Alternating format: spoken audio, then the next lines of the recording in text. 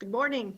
Welcome to East Gwillimbury Municipal Council agenda for Wednesday, September 8th, 2021. I'd like to welcome everybody here today and call this meeting to order. I would ask if there are any declarations of interest at this time. Seeing none, I will share with you that Councillor Morton has provided advance notice that she will be late joining our meeting today, but she will be here. The town of East Gwillimbury recognizes and acknowledges the lands originally used and occupied by the first people of the Williams Treaties First Nation and other Indigenous peoples. And on behalf of the Mayor and Council, we would like to thank them for sharing this land. We would also like to acknowledge the Chippewas of Georgina Island First Nation as our closest First Nation community and recognize the unique relationship that the Chippewas have with the lands and the waters of this territory, and are the water protectors and environmental stewards of these lands, and we join them in these responsibilities. We have a character community attribute today and continue to do what is known, I know, to be right, even when it might be easier to follow another path. Ensure that my feelings of I can are stronger than my feelings of I cannot. Take risks to do the right thing, and even when it might challenge the beliefs and behaviors of others. Look honestly at both my strengths and areas that need development. And the quote is, courage is never to let your actions be influenced by your fears.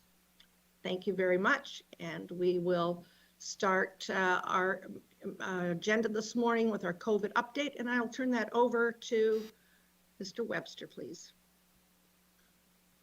Madam Mayor, are we not doing community announcements? Oh my goodness, I'm so sorry. Yes, please go ahead right now. Thank you. Oh, thank you, Madam Mayor. Just a brief one on behalf of the East Gwillimbury Public Library. Normally they would be holding a rather massive used book sale in the fall, and given the current circumstances, they've decided to postpone the in-person under a roof in-house book sale, and they're doing a pop-up sale instead on September 23rd at the East Gwillimbury Farmers Market. So from 2 till 7, members of the board will be under the tent and selling people some fall reads. So if you do want to support the library's book sale, please head out to the Farmers Market on the 23rd of September. Thank you, Madam Mayor. Thank you very much. And are there any other community announcements from members of council? With that, I'm not seeing any. We will move to item D, and that's the COVID-19 update. And Mr. Webster, I'll turn that over to you. Thank you, Madam Mayor. And as our Deputy CAO, Mark Valchich, is currently out of country on a well-deserved vacation, he usually provides the detailed update. And I'll walk through this important update today to the best I can. We had a town hall meeting just prior to Labor Day with our staff, and we've been trying to communicate and keep our frontline employees up to date as much as we can, and we're pretty proud of our efforts in that. The update last week, we really reflected on how has COVID impacted town programs and services over the past 18 months. And I have to recall that on March 13th, we closed our town offices in the majority of our buildings and facilities and program areas. And from the outset, from my perspective as administrator, the most impacted areas were clearly our community parks, recreation, and culture. Our community centers, our arenas, our places of gathering, our programs, and our recreation activities, and importantly, our libraries were all initially shut for very lengthy periods of time. But at the same time, our frontline workers, and I look towards our emergency services, our full-time firefighters, and our paid-on-call firefighters. I look at our roads and operations folks that are been working 100%, showing up on the job and providing excellent services to us. Our water and wastewater programs, those critical life essential services. And those make up the lion's share of what our residents pay for taxes and user rates. And we've been providing services in those areas diligently, unimpacted since COVID started. Our as we move now towards recovery, and in particular in early August, we're in phase 3 of what the province has now declared in their hierarchy of group gatherings, and as we see schools reopen. I'm advised that our arenas and community centers are now booking, and we're starting to see such institutions as the East Gwillimbury Minor Hockey, our figure skating club, our seniors groups are being able to congregate and participate in activities in a slightly modified way. But those program areas are now back and are in full service. The remaining area is our civic center. And like the majority of municipalities in York Region and Ontario for that matter, our town hall, our civic center remains closed. Our council chambers have not been used. And frankly, when we were trending in a more positive direction, we were looking towards reopening our civic center in August and starting to populate it with staff as the numbers improved. But unfortunately, what we have, and particularly this weekend, we've seen the Ontario case counts moving in a negative direction. We have schools reopening, and we're being very cognizant of that. So what we've done as a COVID team is, rather than tie it to a date, we're looking to getting better health indicators before we move towards a reopening of the Civic Center. We are still taking by appointment, and it's been a very limited uptake, meetings with residents that do want to meet in person, but the majority of our services have been able to be transitioned to virtual and digital service delivery. And today, I'm advised that our customer service area is once again starting to reissue marriage licenses. Apparently, we had our certificates, so we had a big buildup of people waiting to get married in East Gwillimbury, and so we're going to help with that and commission oaths and such as that. So stay tuned for our updates. We have 3 meetings this month. We're going to continue to monitor. We're working with our partners, our York Region partners, with regards to reopening of facilities. The other update I had, Madam Mayor, was importantly the decision to mandate and require double vaccination for our town employees where it is fully possible. And as we're aware, the majority of our employees are double vaccinated and have shared that with us. However, as we look towards reopening our offices, there was some discussion at the regional level, and you have to remember this, the region is the authority, the expert authority with the medical health mandate, where York Region discussed mandating employee double vaccination effective October 1st for the first shot and November 1st for the second shot. And all 9 municipalities are working with regards to the similar protocol. We've shared that with our employees. There have been some concerns expressed from our employee group that we're dealing with through the public health to help answer some of the questions and concerns. But we are developing a policy and protocol with our partners that will hopefully outline how this is going to be rolled out and implemented and administered. So those are the 2 key updates for today, Madam Mayor. If there are any questions or comments from council, I would put it back to you, and I would ask other members of the COVID team to possibly respond if there's any detail required. Thank you very much, Mr. Webster. I see that Councillor Persicini has a question. Go ahead, please. I probably know the answer, Tom, but most of the people are getting sick. If I believe it's 80% of the people have not been vaccinated. So maybe we should make we urge everyone in East Gwillimbury to make sure that they go out and get vaccinated, the community all across the region, because most of the numbers of, people are sick or dying, and it's people who haven't got vaccinated. So, am I right or wrong? That's what's the question, Mr. Webster. I think that's an accurate comment that, it seems to be depending on which jurisdiction you're in. I think York Region is actually outperforming the provincial indicators, but anywhere from 80 to 70 to 80% of people are now double vaxxed that can be. There is the cohort of students that still remains a large initiative. And York Region is diligently trying to ensure that all folks get double vaccinated where possible. So it again, Councillor, you are accurate in that in most briefings that we've been provided, the majority of the COVID cases now are from folks that have not been double vaccinated. Thank you. Are there any other questions? Councillor Roy DeClemente and then Councillor Foster. Thank you, Madam Mayor. I had a couple of items. One was when we're talking about reopening the Civic Center, I would like to encourage staff to start that process sooner rather than later. At this point in the process, I can go to Service Canada and get my children's passports renewed. We're not going anywhere, but in person I can go and meet with a passport representative at Service Canada without any issue.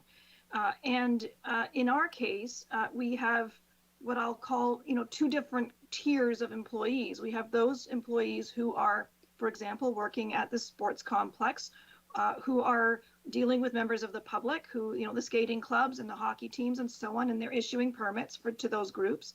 And those people are frontline dealing with members of the public. And yet people who I call ride a desk are being told, no, it's not safe for you to return to the Civic Center, and we cannot continue we can't yet deliver in-person services to members of the public. They're the tax-paying public who are looking to us to say, look, I can go to the grocery store, I can get my driver's exam done. How come I can't bring my broken garbage can back to the Civic Center or come and ask a question or pay my water bill in person? So I think from my perspective, I think we have an obligation to escalate how fast we're doing that. And tied to that would also be, and I guess my question is, Madam Mayor, through you to staff, is there any discussion of lifting our state of emergency? At this point, I feel that people are starting to think that state of emergency is somewhat hollow and empty. It's lost its meaning, given that it's been declared for so long. And so I'm interested to hear, I know other municipalities have lifted it, and I'm interested to hear what our plan is. Thank you. Madam Mayor, the councillor's comments are noted and important, and I think have been made to myself as administrator. Believe me, I think the reopening of the Civic Center as one of your key statements of democracy and of municipalities' presence is very important.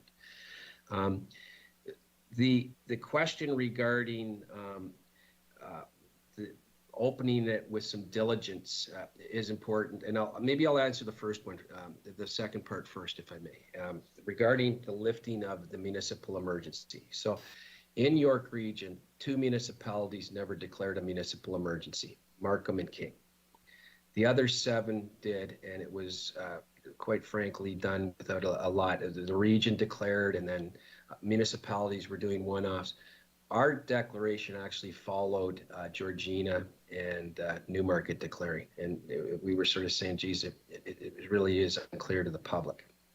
After being in a state of municipal emergency for 18 months, I agree that at the local level, I think that it would be paramount as we reopen our offices, we remove the state of municipal emergency. And some municipalities have now, three have for sure. I know that Aurora, Newmarket, and Wichita-Stouffville have all removed their state of municipal emergencies.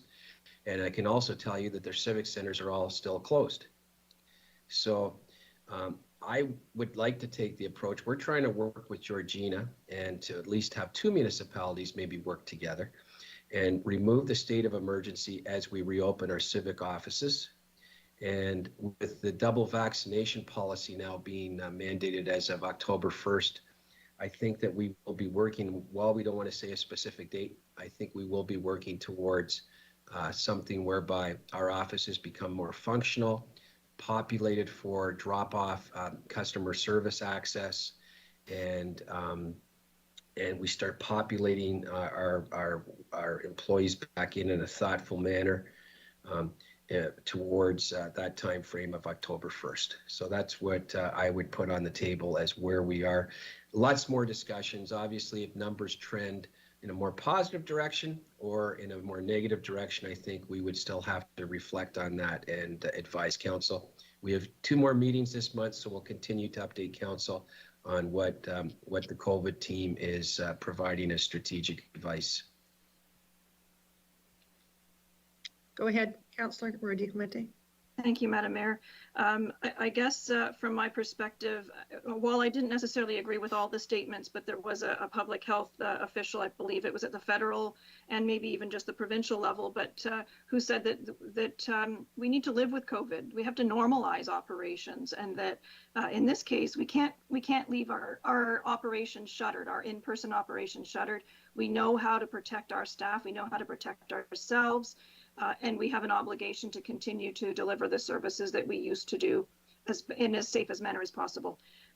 Further, just with respect to the vaccine policy that we're developing, I believe, Mr. CAO, through you, you mentioned that you were talking, I think you used the word double vaccination, and I think it might be prudent for the policy to kind of consider the word fully vaccinated. And the reason I say that is that we're already hearing considerations about booster shots and amended vaccine protocols. And so I think it may be important to have this policy make it right the first time and ensure that staff are fully vaccinated rather than just double vaccinated. And finally, you know, I'd be curious to understand a little bit more what accommodations we would make for those who are not able to adhere to the policy, what the ramifications are, and I would expect that policy would also cover that. Are they subjected to 2 or 3 times weekly testing? Are they only allowed to work remotely? You know, what is the policy going to be? Are they subject to termination? That's a, you know, I'd like to understand how that process works. Thank you. Madam Mayor, again, important comments that are noted, and we will report further regarding the protocol. And you are quite right about the fully vaccinated. I actually, on a media report on the way into the office this morning, I heard discussions of a 4th vaccination being a requirement. So I think that the fully vaccinated is probably well advised. Thank you. Other questions or comments? Councillor Crothers and then Councillor Foster. Thank you, Madam Mayor. Will we be requiring everyone to come back into the office, or will we allow for work from home for people who can do their job remotely without impacting, you know, access to residents? Through you, Madam Mayor, what we're looking at and trying to be fair and equal to all, the COVID recovery team has undertaken a Build Back Better program, and actually we're going to have a full update that on coming weeks. Conference Board of Canada has actually been involved and quite aligns with what our group has done. And we've identified about 50% of our workforce has the capacity to work remote in some manner. Within that, from the initial outset, what we're going to take a look at is generally a guideline that we would reintroduce those folks back into the office environment, and most jobs moving forward would have a plus minus 50% requirement to be in the office or have the ability to work remote. We say that we think it's fair. There may be some jobs that are remote for periods of time fully, or maybe have a little bit less of a requirement for the 50%, but we still think that is the best approach to be fair and equitable, and to continue to be an employer of choice. Because one thing that employees have learned over this is flexibility on workplace delivery, and to continue to attract and retain our top team that we have. We think having a proactive work environment and flexible work environment is the way to go. I would agree 100%, and I hope that we can give people that flexibility. You know, if it doesn't impact them doing their job, I hope that we can do that. I know a number of other companies, including the federal government, is doing that with their employees. Thank you very much. That's all. Thank you. Councillor Foster, your internet looks like it's working well right now. I know you're having some. I'm here for problems now, today. but bear with me if I fade in and out. I'm not so sure that my question can be answered right away, or maybe I've just missed something along the way. But with the vaccination certificates, I've already heard from a couple of people saying the piece of paper they had is faded out and it's unreadable, and lost them and those types of things. Is there a simple website that people can go to print off a vaccination certificate? And if so, I guess we should make sure that we're putting it out there in social media and everything. If it's out there, I haven't seen it. I don't know if anybody can comment on that or not. Thank you. Mr. Webster? So you, Madam Mayor, I'll take the first attempt at that, and then I will ask others from the COVID team.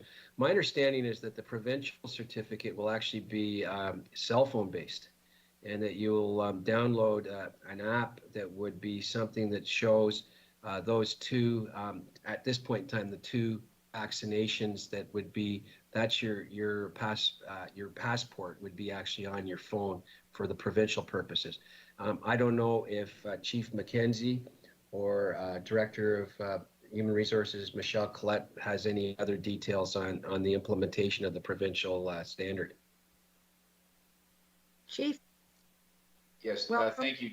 Yes, welcome, or good morning, everybody. To the CO's comment, there is a site on the provincial web portal where you can go in, provide your name and your health card number information, and you are able to print off receipts indicating the first and second dose. That was communicated several weeks ago by the region. I don't know that we actively communicated it, but what I'll do is I'll double back, find the link and make sure that it gets posted. Thank you. I wonder if there's an opportunity as well to share with all of our staff. If we're asking it for the public, then perhaps we have an opportunity to assist staff in locating theirs as well. When the time comes, then they have it in hand.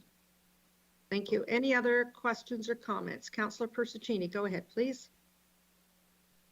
Madam Mayor and Mr. Webster, when I got my double vaccinated, I got a receipt from them that I got double vaccinated. So most of us, if it was been done that way, we should all have one of those certificates. But I like the idea with the phone. It's the best when you travel, especially when you travel. That's a great idea, and I'm looking forward to get the app on my phone. And maybe that's what we have to do. A lot of advertising to let people know about it when it's available. Thank you. Thank you. And keep in mind as well that our population probably is a little larger for older adults, and some do not use phones. Some will need some assistance. So if we can get the staff organized and running well with how they achieved their certificate, then perhaps we can be sharing that as well with our population, not only seniors, but certainly other people who are not using phones at this time. Any other questions? Councillor Crothers, go ahead. Thanks. I just put the link in the box where you can download your certificate. It's covid19.ontariohealth.ca. There it is. Thank you. And you can download it from there. Thank you. Very helpful. Any other questions or comments at this time? I'm not seeing any. Could I have a mover and a seconder for the COVID update, please? Councillor Foster. And what else do I have here? Councillor Crothers. All those in favor? Opposed? That's carried. Thank you very much. We're at item E, and that's deputations. I have no deputations listed at this time. We'll move to item F, and that's presentations, and it's Administration Human Resources Branch presentation, e.g. retirees. It's been a busy few months. I'll turn it over to staff. Thanks, Madam Mayor. With Director Collette, I will make this presentation. So Michelle, maybe why don't you kick off and go through, we have the three long-term employees with us today. And we haven't done a lot of this in the past, but we thought it's a real appropriate thing to do to honor some of our long-term service employees as they move on. So Michelle, why don't you start off with our first individual we're recognizing? Thank you, and good morning, Madam Mayor, council members, our CAO and staff, and very pleased to be here this morning at this celebratory moment to thank and celebrate our EG retirees. We have 3 that we're celebrating this morning. So, and I believe I see them. Hi, all 3 of them. Hi, John, Coral, and Murray. Great to see you. And we look forward to celebrating your new adventures in life today. So we'll go to the next slide. And Coral, I'm not sure, Tom, if you'd like to speak to Coral's time here. She's with us 18 years and has done some tremendous work with us during that time, working for the Community Infrastructure and Environmental Services Group. And we really want to thank Coral for all her time with us. And I'm sure she has lots of great stories and memoirs to take her into her retirement years. So thank you, Coral. And Tom, if there's anything you want to add to Coral's celebration. I actually have to, because Coral worked in many areas here. And so what I can tell you is when I first started here, she was the Human Resources Department. We were a little smaller back in those days, weren't we, Coral? And so Coral was responsible for assisting in recruitments and employee onboarding and the discipline side of things. So she worked in there, and she was in her clerk's department, and then she went to corporate services and finance for a while, and then she ended up landing in one of our key frontline areas, CIES, and Wayne Hunt was running the program area for many years there, and she's been a key person down there working with Mike Molinari and his team, and we are going to miss you, Coral, and wish you all the best in the future. Thank you very much. Absolutely. All the best to you, Coral. So our second person, and this one I wouldn't mind doing if I could, Michelle. This Absolutely. one is near and dear to my heart, and it's I've spent a lot of time at arenas over the years throughout North America, pretty much, and I'll tell you, John Snowball, who's been our facility supervisor / arena manager, that's one of our most forward-facing positions in the entire organization. He's dealing with all kinds of users, a great staff team, and the public every single day. And, you know, John just did such a fantastic job for us over the past close to 30 years. And I always said when you walk into an arena, you can sense, and you know, they have that hometown hockey on CBC. You can sense pride. And I see Councillor Persicini. When you walked into Joe Persicini's health club, you knew that it was clean, it was well kept, and it was maintained. And I see the same. John had ownership of our sports complex, and you know, the exciting additions to it and the refurbishing of the pads and the colorful dressing rooms and Ontario Loft and Canada Hall were all key deliverables of John over the many years. And every time you walked into the sports complex, it looks like someone just polished the floors. And John, all the best to you. We're going to miss you. And we wish you good health and many, many years of great retirement moving forward. So thank you for the service, John. Thank you so much. Thank you, John. John, all the best. We missed you already, so please enjoy your time and your new adventures. Thank you, Michelle. And John, I think you're wearing one of our town shirts from yesteryear, but it looks very good. And he's proudly wearing the EG. And now our last did you want to say something, John? No. Okay. And then our last person, and by not last, but by any means, but longest serving is Murray Kellington. So Murray, I think I see you. You might even be sitting in a truck right now. And I think I did see you had on some of our newer EG. And Murray has just had a terrific career with us. He was part of the Kellington clan. We had Carolyn Kellington as part of our development services for many years, and Murray also had a couple other relatives work with us, but Murray has been front and center in one of our key frontline positions, the roads foreman. He's just done excellent service for us. He's raised his family, and now his sons have got grandkids, and so he's seeing the second generation, and it's a real good news story that it was a win-win. The town treated Murray great, and he was able to earn a fantastic living here and raise family, and at the same time we had a person living in our community who provided great service in an important area. And again, Murray, we wish you all the best in moving forward as our longest serving employee, and good health in your retirement. And so thanks for the many years of hard work, Murray, and congratulations to you. Murray, all the best. All the best to everyone. Would you like to say a few words, Murray? No, that's okay.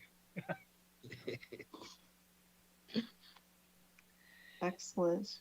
Well, thank you very much to our three employees on behalf of Council, John, Murray, and Coral. You truly did make a difference in East Gwillimbury. You were stellar employees, and while we'd love to keep you a little longer, we also know that there are a lot of other adventures for you out there, and you enjoy them and have a wonderful retirement, things that you've missed because you were committed to work on some days that nobody else was working, or not many. So thank you so much. We really do appreciate it. I have a motion here, be it resolved that Administration Human Resources presentation dated September 8th, 2021, entitled E.G. Retirees be received, and that Council acknowledge C. McGinty, J. Snowball, M. Kellington for their years of service and contributions provided to the town of East Gwillimbury with very, very much thanks. And that would be moved by Joe Persicini and Councillor Crone. All those in favor? Can I make a suggestion that we acknowledge and thank? Yes, I believe that's what I said. I think I Into threw the that resolution. Okay, Yes, thank you. Thank you. All those in favor? And that's carried. Thank you very much. Enjoy. Hope to see you around in the community and hear about your great adventures in retirement. Thank you very much. All the best. Thank you. Thank you. I will move to item C under Administration Human Resources branch.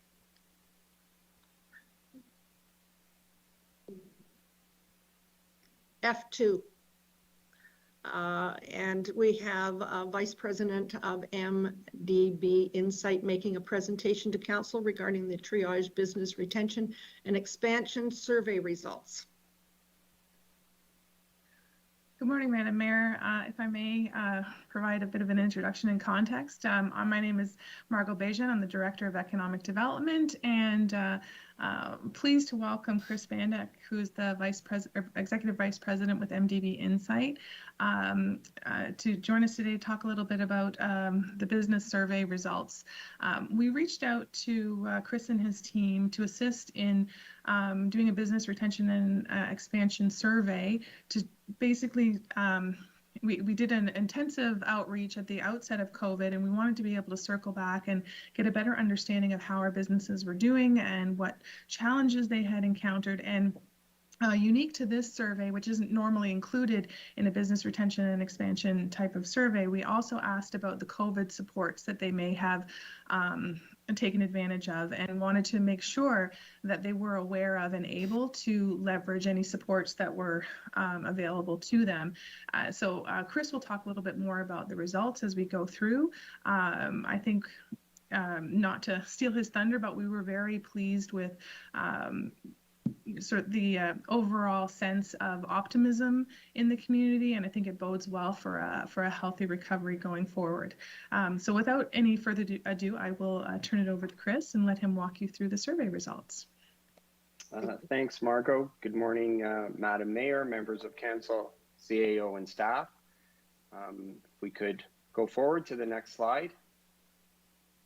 So just some quick background on the methodology that we use for this type of survey. We like to keep it scientific, meaning that the results for this survey represent the business community at large. So we have an initial universe of 357 businesses that we started with to obtain our random sample. We then have a random sample of 88 businesses. This results in a response rate of 29.1%, which is extremely high in the market research industry, where response rates now average in the area of 1 to 2%. It also produces a margin of error of approximately 10.4%. That would be the maximum margin of error, with a confidence interval of 95%, meaning that the results are repeatable 19 times out of 20. So with all that jargon, basically what it tells us is that these are very accurate results and that the results are representative of the total business community and their sentiments. Next slide, please. So we're going to talk a little bit about business performance. I know Margot alluded to some of the data here, but I'm going to walk you through the specific data. So if we go to the next slide, you'll see that we have three key metrics here. One asking about revenue over the past 12 months. Of course, there is a little bit of a COVID effect in here, but we like to focus on past and then future expectations. And what you'll quickly see is that over the past 12 months, there is more of a decrease in revenue across the majority of businesses at 48%. 31% did have an increase and 21% remain the same. However, when we asked about their expectations for the next 12 months, you can see that there is a overwhelmingly positive outlook, and that most, or 53%, are expecting higher revenues, with only 7% expecting lower revenues and 26% expecting the same. From an attitudinal point of view, we asked businesses about their attitude of doing business in East Gwillimbury, and you can see that 26% felt like it was more positive over the past 12 months, 64% felt it was the same, and 10% felt perhaps it was more negative. And so when we move to the next slide, you can see that we asked some business performance questions around employees as well. So we asked about, over the past 12 months, did the total number of employees increase, decrease, or remain the same? And we see a very similar trend. Of course, it would be intuitive that we would expect that this would fall in line with revenue, and it does. So over the past 12 months, we see more of a decrease in the total number of employees. However, when we look at the outlook over the next 12 months, most companies, or the majority, expected an increase relative to a decrease, with 55%, the greatest percent, expecting that it will stay the same. And if we move to the next slide, we do what's called a business performance forecast. Basically, this takes the metrics from those past 5 metrics that I just walked you through. We combine them together to create a forecast. And the forecast can go in one of sort of 3 directions. You can be sort of in an expansion mode. You could be in a stability mode where there's not really growth or contraction, or you can be in a contracting mode. And as you can see, you guys are in expansion, which is very, very positive. It means that outlook for revenue is increasing, outlook for hiring is increasing, and attitudinally, the outlook is positive. So this is a great result, and again, highlights the fact that you're moving more into an expansive forecast when it comes to business performance. Moving on to the next slide. We asked about usage with some of the programs that were available. You can see the highest used one was the Canada Emergency Wage Subsidy. Next was the Canadian Emergency Business Account Loan. That's the $40,000 loan where you only have to pay back $30,000 if you qualify. And then 31% had not accessed any government supports. Some had others. And then we see 22% using taking advantage of CERB. And then it sort of drops off from there when it comes to, for instance, 8% with the EG emergency response benefit, and drops off from there. I don't know, Margot, did you want to add any comments for this specific section? Well, just that we wanted to gauge to make sure that as I said, that our businesses were able to access supports that are available to them, because that tells us whether we need to do more to sort of guide them through the process or make more resources available if it was a case of the resources didn't fit their needs or they weren't qualifying. So this was really a really helpful snapshot for us to get a sense of whether or not we were communicating effectively with our business community. That's great. Thanks, Margot. Moving on to the next slide. We move into our key performance indicator. And so we use this methodology because it has several benefits. One, it gives us a benchmark for a point in time. We can understand where we are with the business community and how, at an overall level, how satisfied are they with owning and operating their business. It also helps you to understand if you want to move the needle forward, as this is a continuous improvement program. You will look at the KPI and you will make goals for moving forward. Now, you're going to see in a couple of minutes, you guys scored a KPI that is off the charts if we move to the next slide. So I created this methodology many years ago. And we've used it in over 70, I don't know, we could be approaching 80 communities now across Canada and the US. This is one of the highest measures I've seen in any municipality or region. You guys achieved a top two box of 98%, meaning 98% of your business community is either very or somewhat satisfied with East Gwillimbury as a place to own and operate a business. This is a fantastic achievement. It does make your work a little harder moving forward because obviously moving that needle up is going to be very, very difficult. But the goals can change. Maybe rather than focusing on the top two box, maybe the goal becomes trying to move some of those somewhat satisfied people into very satisfied. And that could be perhaps some of the goals. Well, how do you get there?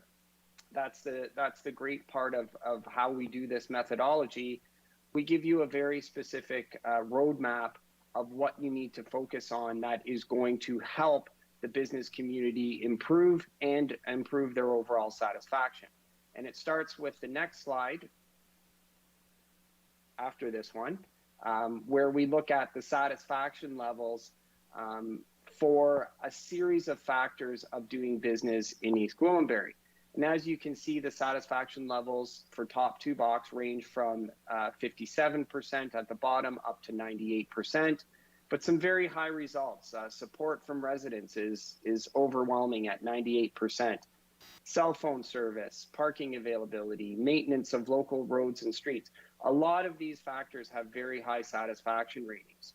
When we look to some of the lower ones, you can see it's in areas such as availability of unskilled labor, the development and building permit process, availability of property for purchase, adequate housing, skilled labor and development charges and other planning fees.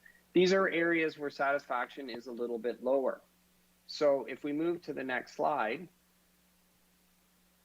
and the one after this one, please. What we do is we don't ask business owners what's important to them. We do a statistical technique, and this is a technique that was developed in the private sector many years ago. I brought it into the public sector probably 10 years ago. I was the first one to introduce this into the public domain, and it's become a very incredibly accurate methodology for understanding what's important and what really drives satisfaction.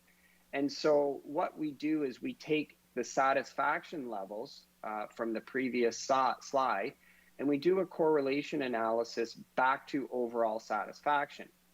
And the best way to explain this without getting into too much of the statistics is this animation that you see on the screen.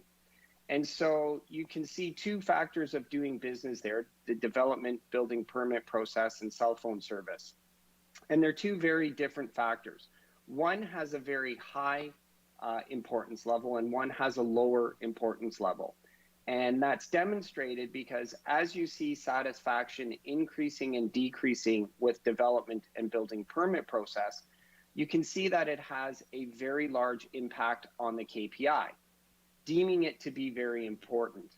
With cell phone service, conversely, as satisfaction increases and decreases, you can see it has a small impact on the KPI. So what do we do with all this data? If we move to the next slide, we create what we call a priority matrix. And the priority matrix creates a series of priorities of the business factors to help you understand where you should be focusing your efforts in order to have the biggest impact on the business community to help them move forward, do better, and be more satisfied.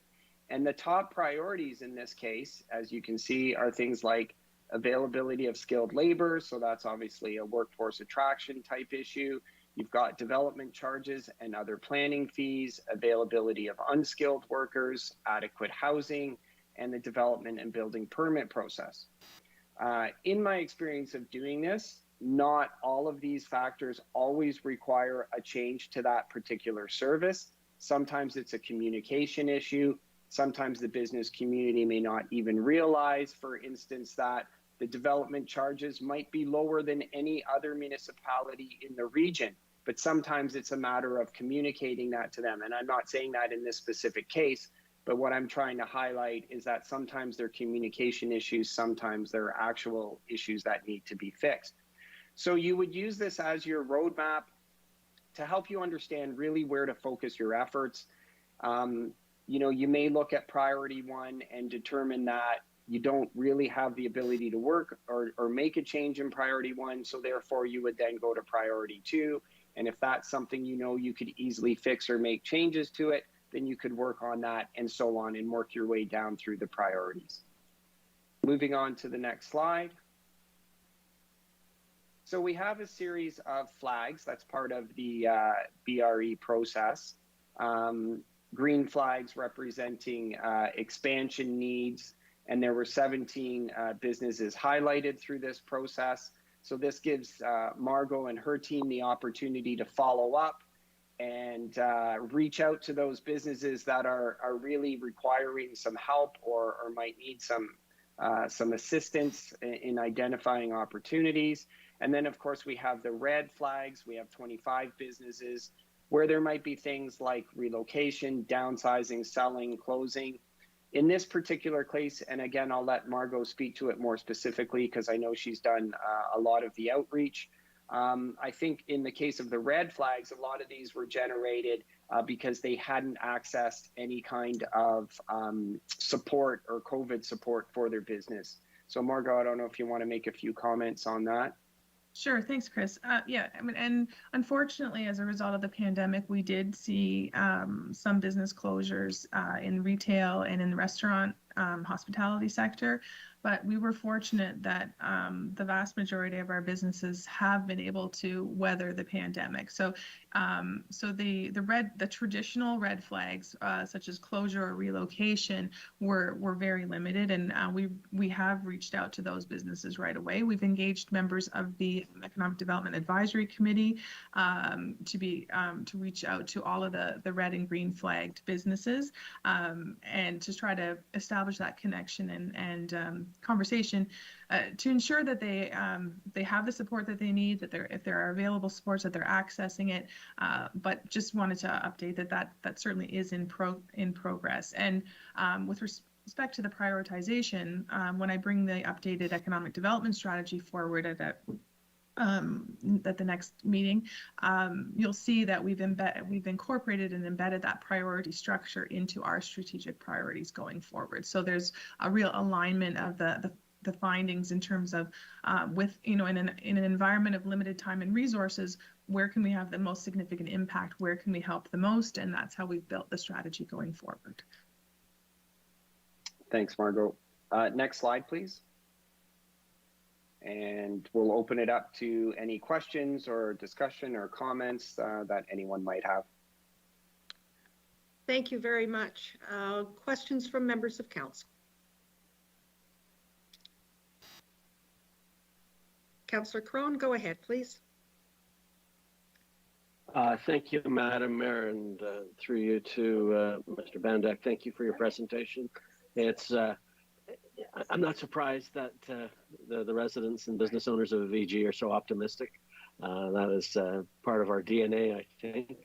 I am very interested in some of the things that you pointed out in the weak areas, and I'd love to get behind and dig into them more. 98% is pretty good. We want to find out where we fell down and see where we can make go for that 100%. I am curious, though, the one thing that stuck out to me was the availability of skilled labor. And I throw this question out, probably better asked Margot. What can we as a municipal council do to attract more skilled labor? If I may, through you, Madam Mayor, that is, as I alluded to, it's part of the new updated economic development strategy is having a comprehensive workforce development strategy.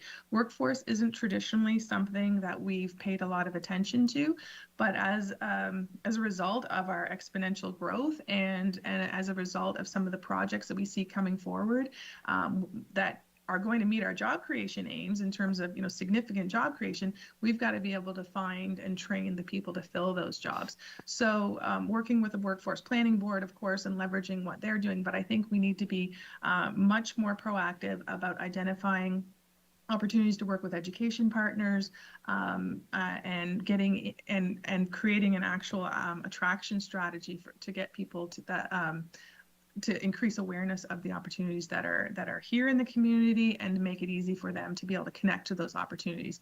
That spills over into, as Chris alluded to, housing, transit, all of those factors. It's not an easy fix. It's a pretty comprehensive undertaking. But I think as a function of our growth and the good news that we're hearing in terms of development interest, this is something that we really need to shift our focus to going forward, because the war for talent is global, and we need to be out front and making the case for why the talent would want to come and work here. Okay, Madam Mayor, through you to Ms. Bejan, I appreciate the answer. I look forward to the strategy. I think we have a lot of good things going for us in town, but there's some other fundamentals that we really need to build on and to get this right, and that we are competing with other, not only other communities, but other nations as well. So look forward to that. Thank you, Madam Mayor. No further questions. Thank you. Other questions? I'm not seeing any at this time. Perhaps Margot, should people have questions later on? Sometimes it's an hour later or a couple of days when something else twigs, and talking to businesses in our community, and so we'll leave it that for sure you would be available to talk to people and to move forward. Mr. Bandak, thank you very much. I found it very, very fascinating, and I too have some concerns about skilled labor. And how we go about it. And my mind was going through the number of colleges and universities that we have within a fairly close grasp of East Gwillimbury, and perhaps that's the place to start with some of those. So with that, I have a resolution. Be it resolved that the presentation by C. Bandak, Executive Vice President, MDB Insight, regarding the Triage Business Retention and Expansion Survey results be received. Could I have a mover and a seconder, please? Councillor Roy DeClemente, Councillor Foster, all those in favor, and that's carried. Thank you very much. It was a pleasure to meet you today. Thank you very much, Madam Mayor. Thank you. In looking at our agenda, I am seeing the adoption of minutes, item G. We have 2 adoptions of July minutes. The first one is July 27th, and the second one is July 28th. Be it resolved that Council adopt the Council minutes from the meeting held on July 27th, 2021, and that Council adopt the Council minutes for the meeting held on July 28th, 2021. Could I have a mover and a seconder, please? Councillor Persicini, Councillor Foster, all those in favor, and that's carried. Thank you very much. We are down to item H, and that's emergency and community safety services. There are no reports at this time. Chief, are there any updates that we should be aware of? Thank you, Your Honor. Confirm nothing on the agenda, but there's 2 items that I would like to just bring forward. Every year, the first item, every year the province of Ontario sets aside a week in October to dedicate to fire prevention weekends for the education of fire and life safety. This year it's October 3rd to 9th, and last year we wanted to host, we historically host open houses during that week amongst other communication efforts, but we weren't able to last year. Well, this year I'm happy to say that ECSS is planning to host an open house on Wednesday, October 6th from 4 o'clock to 8 o'clock at the Station 28 in Queensville. That's 1590 Queensville Sideroad. It'll be a COVID safe and a scaled back version of previous open houses, but it'll be vendor style like the farmers market. And what we've done is we have enlisted some safety and community partners to attend with us. So it's a great opportunity for residents to talk to ECSS staff or talk to some of the other EG staff about some of the partners and some of the services that we provide. So that's one thing that I wanted to mention. The other is last year ECSS partnered with Tiny Seedlings from a community safety perspective, and we had them wrap or decal our trailer, our community education trailer, with some of the Tiny Seedling characters and their partnership with the fire service. You may have seen the trailer. We've taken up residency at the farmers market every week, and we have staff out there with it. So you may have seen the trailer out there. Well, we expanded our partnership with Tiny Seedlings just last week or a couple of weeks ago, and they've graciously gifted us a vehicle to be part of that trailer ensemble. So we're going to get a van from them, and we're going to have it deckled up. I was hoping to have it ready for this meeting, but it's just in production right now.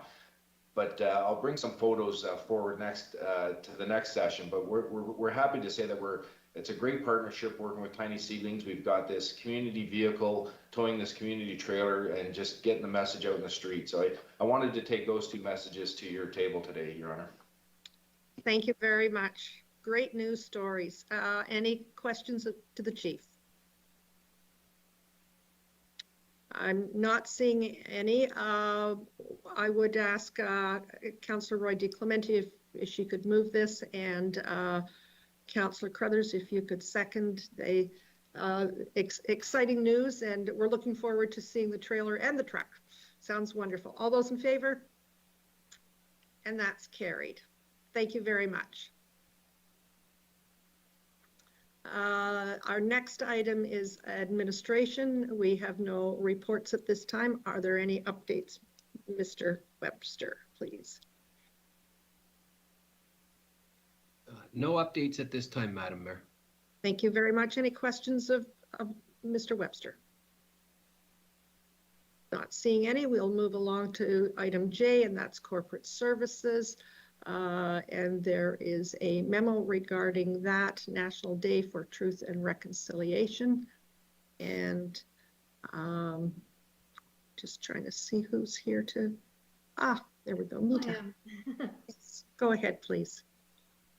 So through you, Madame Mayor, I prepared a memo to members of council with regards to our efforts for September 8th, 2021, sorry, with regards to September 30th, 2021, which is the National Day for Truth and Reconciliation. The memo outlines our plans for staff and for the public.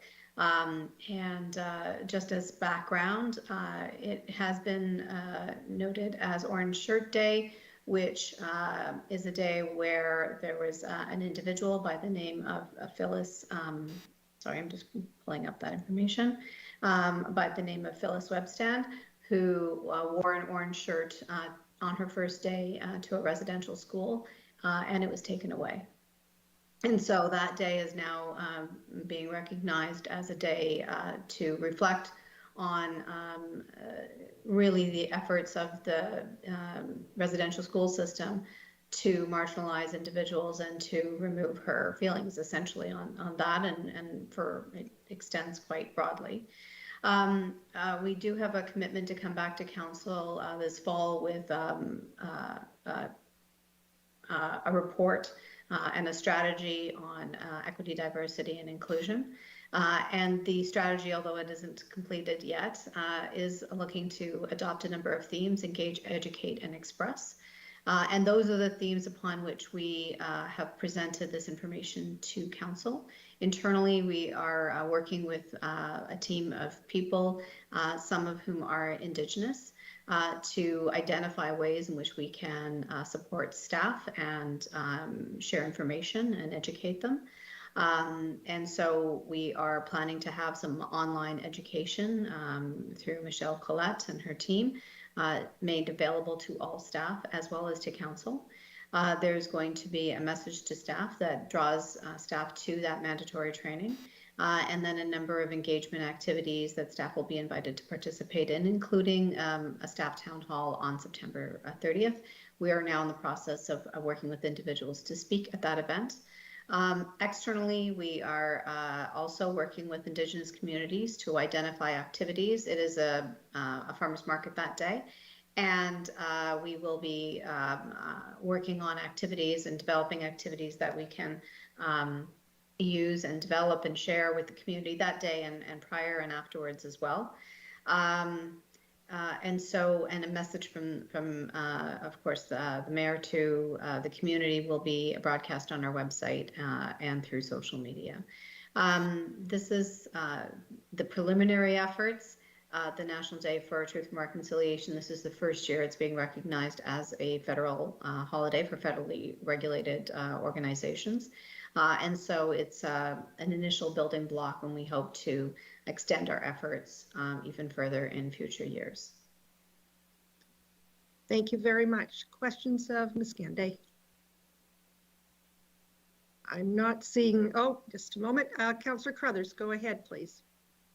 Thank you so much for that report. And I know it's going to be coming up at our Diversity Inclusion Committee tonight. We hadn't met over the summer, so we hadn't had a chance to really, there is an appetite on that committee to be doing something for residents on this day. I just want to thank Ms. Gandy for the thoughtful approach to this. It's so important that that education piece is there, that it's not performative, and I think that you're hitting those marks quite nicely. I would very much like to have more of a resident-facing aspect to this if we can at all, and hopefully we can talk about that tonight. I think with the introduction of our land acknowledgement, it's so important that we recognize September 30th as a day of truth and reconciliation, and be seen to be recognizing it as well. It's important that our land acknowledgement is not performative, but it is part of a change in what we are doing as a town to recognize and try and make those amends for truth and reconciliation. So thank you for that, and I look forward to our conversation tonight. Thanks. Thank you. Councillor Crone, I believe you had your hand up. Yes, go ahead, please. Thank you, Madam Mayor, and through you to Ms. Gandy. Councillor Crothers said many of the things that I was going to say. I really appreciate the education aspect of this. I think it's so critical and important. as well. I know it's a work in progress, and I appreciate the efforts that have gone into this so far, and I know it's there's a lot of work behind it. I was just curious about the booth that we'll be having at the farmers market on the 30th. Will we have some Indigenous people with us at that booth to help with the education? Through you, Madam Mayor, through to the councillor. Actually, it's a very good question, and yes, we're working. This has actually blossomed into something quite magnificent, and I'm really looking forward to what is going to develop. So we have an event the weekend of the 18th, Nature Day, and we are working directly with Indigenous communities, representatives from Georgina Island and the Chippewas of Georgina Island, to develop a land acknowledgement event that's part of Nature Day. And we are now looking to extend that to the September 30th day.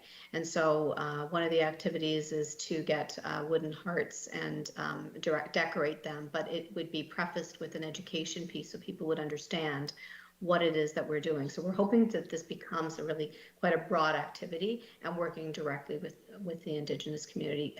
The answer to will we specifically have Indigenous individuals at the booth, I cannot confirm that at this point, although we will be seeking to have that. Recognizing that the day, and this is also from the perspective of having people speak, we're offering the opportunity for people to record their messages, because we also recognize that this is a day that could be potentially quite painful for individuals who are Indigenous. And so whether or not they're there in person would be wonderful, and we would welcome that. But we also recognize that this is a difficult day for the Indigenous community. Thank you very much. Through you, Madam Mayor. Yeah, if I may, just thank you very much for that. Through you, Madam Mayor, and to Ms. Gandy, I appreciate that, and I hadn't considered your response here, so that makes a lot of sense. I am glad to hear, though, that we are engaging the Chippewas of Georgina Island. So good on you for that. I'd love to figure out how we could engage them much more. So thank you, Madam Mayor. That's it for me. Thank you. Any other questions, comments? I'm not seeing any at this time. Councillor Crothers, do you have a question or comment? No? No. Okay, I see your border's flashing, so I wasn't sure if that was an acknowledgement. Thank you very much, Ms. Gandy. I think it's very exciting, and very much looking forward to more than one. It sounds like more than one education process. So thank you. With that, I would ask for a mover and a seconder, please. Councillor Foster and Councillor Crothers. All those in favor? And that's carried. Thank you very much. I'm not seeing anything else under corporate services. I will move now to community parks, recreation, and culture. Go ahead, please. Thank you. Through you, Madam Mayor, we have, I believe, 3 reports or items prepared today. The first is a report that proposes further development of our partnership with the 55 and Up Club, led by the former Seniors Task Force and Mr. Bill Potts.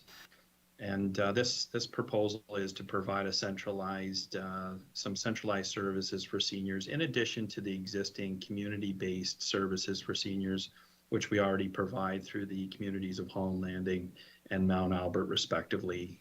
The recommendations assign some space at our Ontario loft, which we could maintain as flexible space for other purposes as well.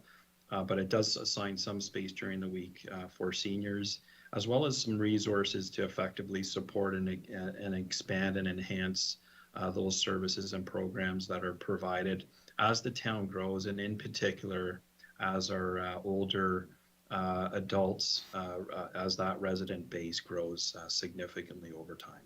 So I'd be happy to answer any questions related to the report to council. Thank you very much, Mr. Karmazin. Questions? Councillor Roy DeClemente, go ahead, please. Thank you, Madam Mayor. I'm really happy to see us move forward with this. I've always been struck by the quality of the programming that this group has done. They're active, they're staying busy, they're not just sitting and having a cup of tea, but they're out doing stuff, and they're learning and bringing in guest speakers and learning about issues that matter to them. And I'm very pleased to help further that. I love the idea of giving them some space that they can store their materials and have a little bit of certainty as far as where they're able to meet. My one sort of question would be, what's the overall goal for this? Does this space still, are we still retaining this space as flexible community space? I guess I was a little bit concerned about giving it as dedicated space, given that we had spoken about the need for youth programming and, quite frankly, permittable space within the community of Sharon is at a bit of a premium. And so I wanted to make sure that this was not just going to be stamped at no erases, a place for this group and only this group. This is a public building that should be maintained. There should be some level of access maintained for all members of our community. So I'm just wondering if you could help me understand that a little bit more, please. Through you, Madam Mayor, we can absolutely assign times, by way internally through permitting to the seniors for certain times, as well as maintain flexibility within the report. We are proposing dual use for some evenings and weekends, for example, when not in use by seniors, when we could use the space for youth groups. So absolutely, we could extend that flexibility and include, both additional town programs and permits, which we try to always get as much as we can out of all of our program and permit space. So absolutely, we could maintain that flexibility while keeping in mind still assigning certain hours for the 55 and up club in order for them to grow their programs and develop over time. Thank you. I know we know that this is important to us. We've assigned staffing resources we've got programming staff who are specifically assigned to this area. And we know that that's the area that's growing the fastest as far as registrations and programming. I guess for me, what I'd like to see, if this is appropriate, would be that we would amend the resolution that says that, I'm happy to support it, but that we would add in, we would probably remove the word dedicated and simply say that we would give approval to assign space at the Ontario law for the use of the group, and then insert a clause that says that the town reserves the right to program and permit the space within the provisions of the town's permitting policy. That would make me feel a lot more comfortable about making sure that it's clear that while there is space and it's not at zero cost to this group, that it's still our facility and it's still accessible to other members of the public, as well as for our own programs and needs. Would that be appropriate, Mr. Karmazin? Through you, Madam Mayor, yeah, that subtle change in wording, I think, would be appropriate and I think would achieve the vision of growing seniors programming while still maintaining flexibility. Thank you. Madam Mayor, I'm happy to make that motion with those amendments, but obviously I'm sure there's other members of council who'd like to discuss this. Thank you. Discussion. Other members that would like to discuss this?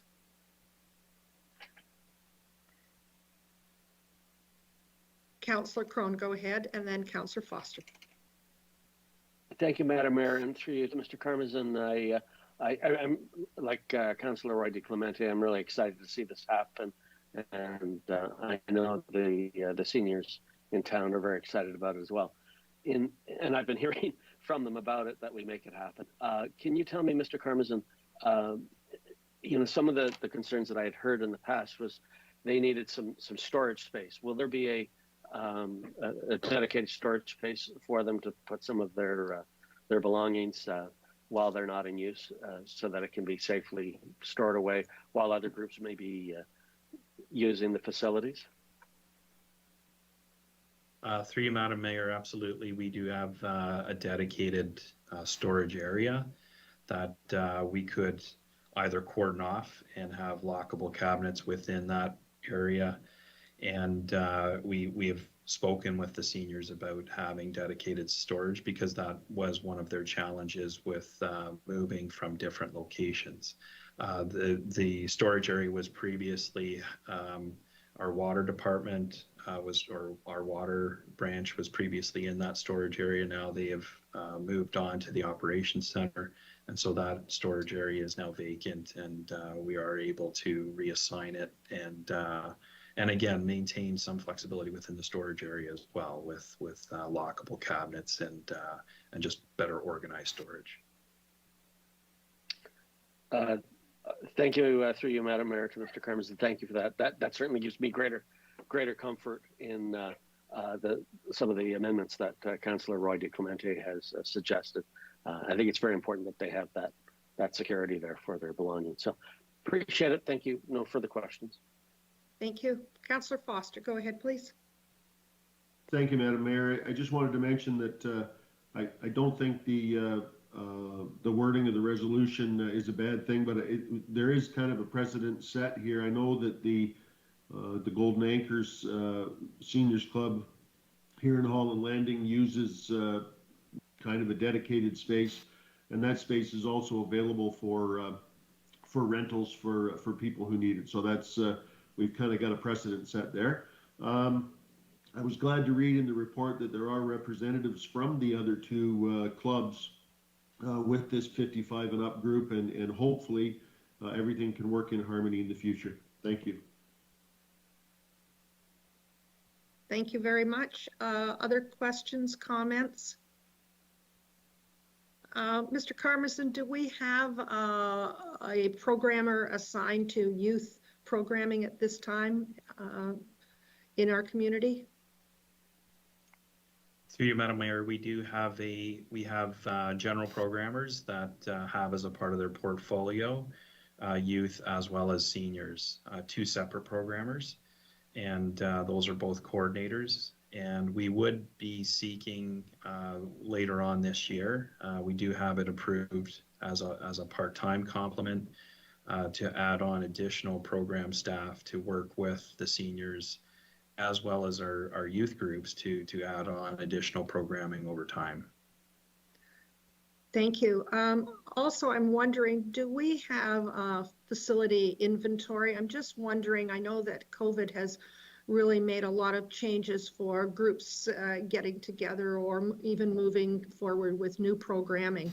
But I'm wondering long-term, we have a number of facilities and I'm not sure a seniors room is inviting to a youth group as perhaps some other facilities that may have more gym space or an open area that the activities may be a little more appropriate. So I'm just wondering if we do have a facility inventory, and are there other places that youth could be using facilities as well? Through you, Madam Mayor, we do certainly have a facility inventory, and we do have an inventory with our partner organizations as well, such as the school boards. A good example of a partnership with the school boards is the Harvest Hills Activity Room and Gymnasium, and that is as a successful partnership that we've had where we've been able to have a platform for youth programming through that facility. So yes, we do have an inventory, and we're always seeking to build upon that, whether it's school boards or nonprofit organizations that may emerge over time and have space available. We do have an inventory, and we do try to partner as best we can with different groups that have spaces that may be appropriate for our programming.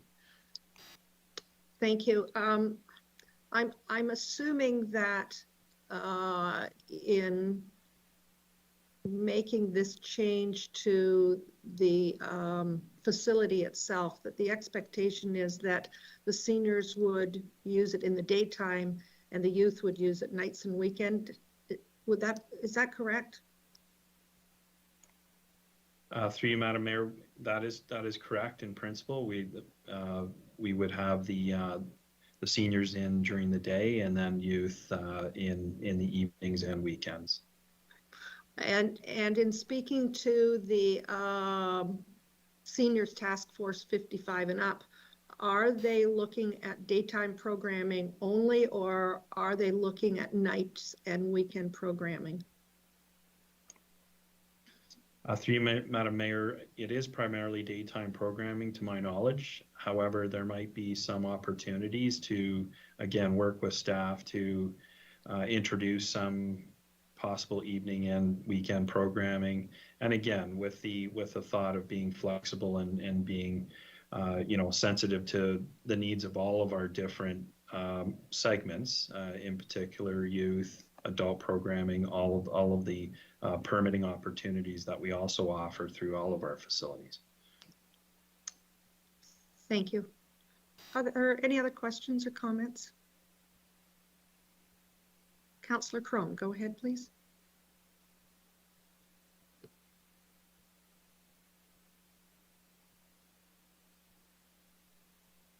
You're muted. Sorry about it. Sorry, madam. I was having trouble accessing my mute button. Apologies. Through you, Madam Mayor, to Mr. Karmazin. I should have asked this in my earlier round of questions. I was just curious. There was in the report, there was a reference to the fact that there has been a lack of take up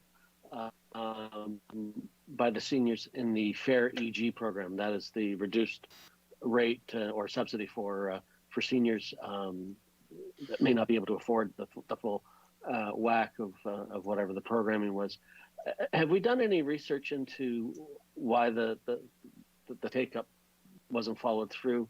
And if there's perhaps maybe there's another way of redesigning this, and maybe we spell it out as a seniors discount or something to that effect. I think there might be a point of pride with some people about taking a handout. So I was just wondering if, I think if anyone deserves a break, it's our seniors, and if there's anything we can do to help, assist them, I think that would be, a good thing for all of us to do. Anyway, I appreciate your comments. Through you, Madam Mayor, oddly enough, this year we had many inquiries, but no uptake on the program. In previous years, we have had participation in that program, and with this year, noting that we didn't have any uptake, we could certainly do some outreach to some folks to determine, what were some of the things that they felt that the program either wasn't suffice for them, or if they just simply didn't require the program. So that our staff can certainly follow up on that. Thank you. Councillor Morton, I believe you had a question.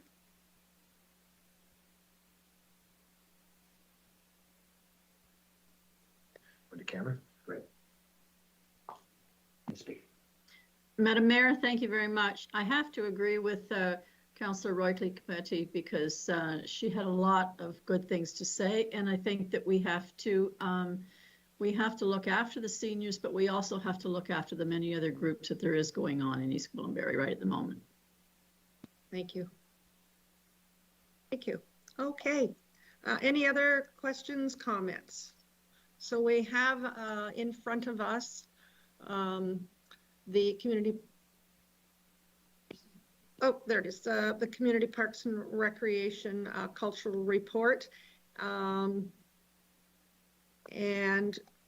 the suggestion to, in the second paragraph, to remove assign dedicated space. And that the town reserves the right to program and permit the space within the provision of the town's permitting policy. And that was Councillor Roy DiClemente had moved that. And do I have a seconder for that change? Councillor Persicini. Are there any questions, comments? Seeing none. All those in favor? Opposed? That's carried. Thank you very much.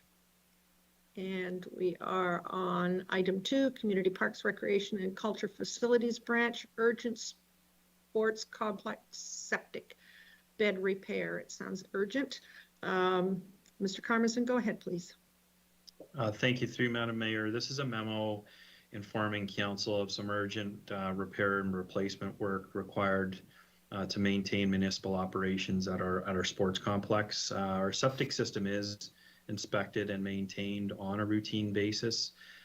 With the sports complex expansion project, we were looking at servicing as well as long-term servicing options, and with that, we did a thorough inspection of all 3 beds, and we did determine that the 3rd bed at the sports complex was in fact failing. And as a result, urgent work is required to maintain the operations at the facility as well as our building occupancy levels. I'd be happy to answer any questions with regards to the urgent repairs and maintenance. Thank you very much. Questions?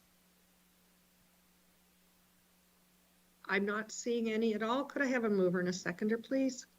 Councillor Persuccini, Councillor Roy DiClemente. All those in favor? And that's carried. Item number 3, Community Parks, Recreation and Culture Memo, substantial completion of Contract T 2022, construction of the Oriole Trail Bridge and Boardwalk. Go ahead. Sorry, my apologies. Thank you, through you, Madam Mayor. We're very pleased to report the completion of this important pedestrian, passive, and active recreation connection for our community, and through a very environmentally sensitive corridor lands. A special thanks to Frank Mazzotta, our Manager, Parks Development and Operations, Justin Tucker, Parks Project Manager, our Trails Committee, who is headed by Councillor Foster, and our partners with the LSRCA, and in particular York Region, as you can see from the report, a significant funding partner for this project, and in particular Yvonne Kazor with the Region of York, who serves on our Trails Committee as well as is a supporter for trails and active transportation throughout York Region and the lake-to-lake route.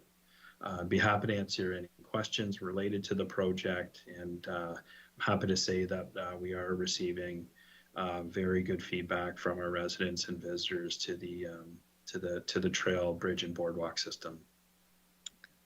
Thank you very much. Questions, comments? Councillor Crothers.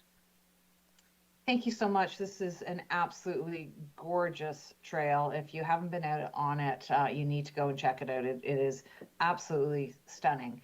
Thank you so much for all the work in that. Great response from our residents. They all flocked to the bridge when it opened, and then we had some issues around parking, but I've been trying to keep an eye on it and drive by, and it seems like those issues are dying down. And I understand that we are looking at the parking, no parking signs to make sure that residents understand where they can park. There was some talk about having residents park over at Anchor Park. I spoke with a number of residents with young children who say it's just not feasible to walk from Anchor Park. You have to cross Stone Road to get to the sidewalk, then cross Yonge Street to get over there, and crossing 2 regional roads without any sort of crossing it's just too difficult with little kids. So I hope that there will be some parking there for residents who want to drive there. I hope that the crowds will die down. There were some comments on social media about trash in the area, and I'm wondering if we can put a trash can at either end of the trail, if that's possible, or if that's something that we don't advise. I'd be interested to know what the response is on that. And then I have one more comment. Thank you. Mr. Karmazin, garbage pails at the end of the bridge, both ends of the bridge, advisable, not advisable? Through you, Madam Mayor, yeah, certainly feasible. I would only recommend that they maybe be set back a bit from the trailhead, only because there's adjacent residents that do live at the trailheads. So both on the Oriole and the Doan Road side. So that would be my sort of recommendation back to council. And as for parking, we are looking at different parking options for on street, in particular on the Doan Road side, with Mr. Molinari and his staff. Wonderful, thank you. And then my last comment is when we walked out there, we loved it so much that we wanted a place to step off the bridge, some sort of like a lookout or something. You mentioned passive as well as active, so it's wonderful to walk out there and back.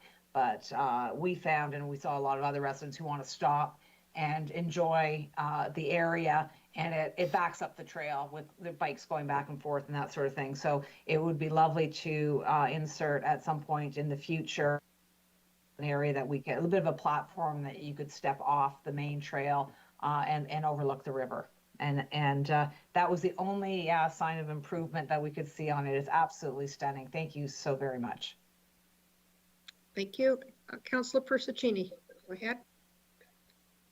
Yes, just wanted to congratulate the staff for doing a great job there.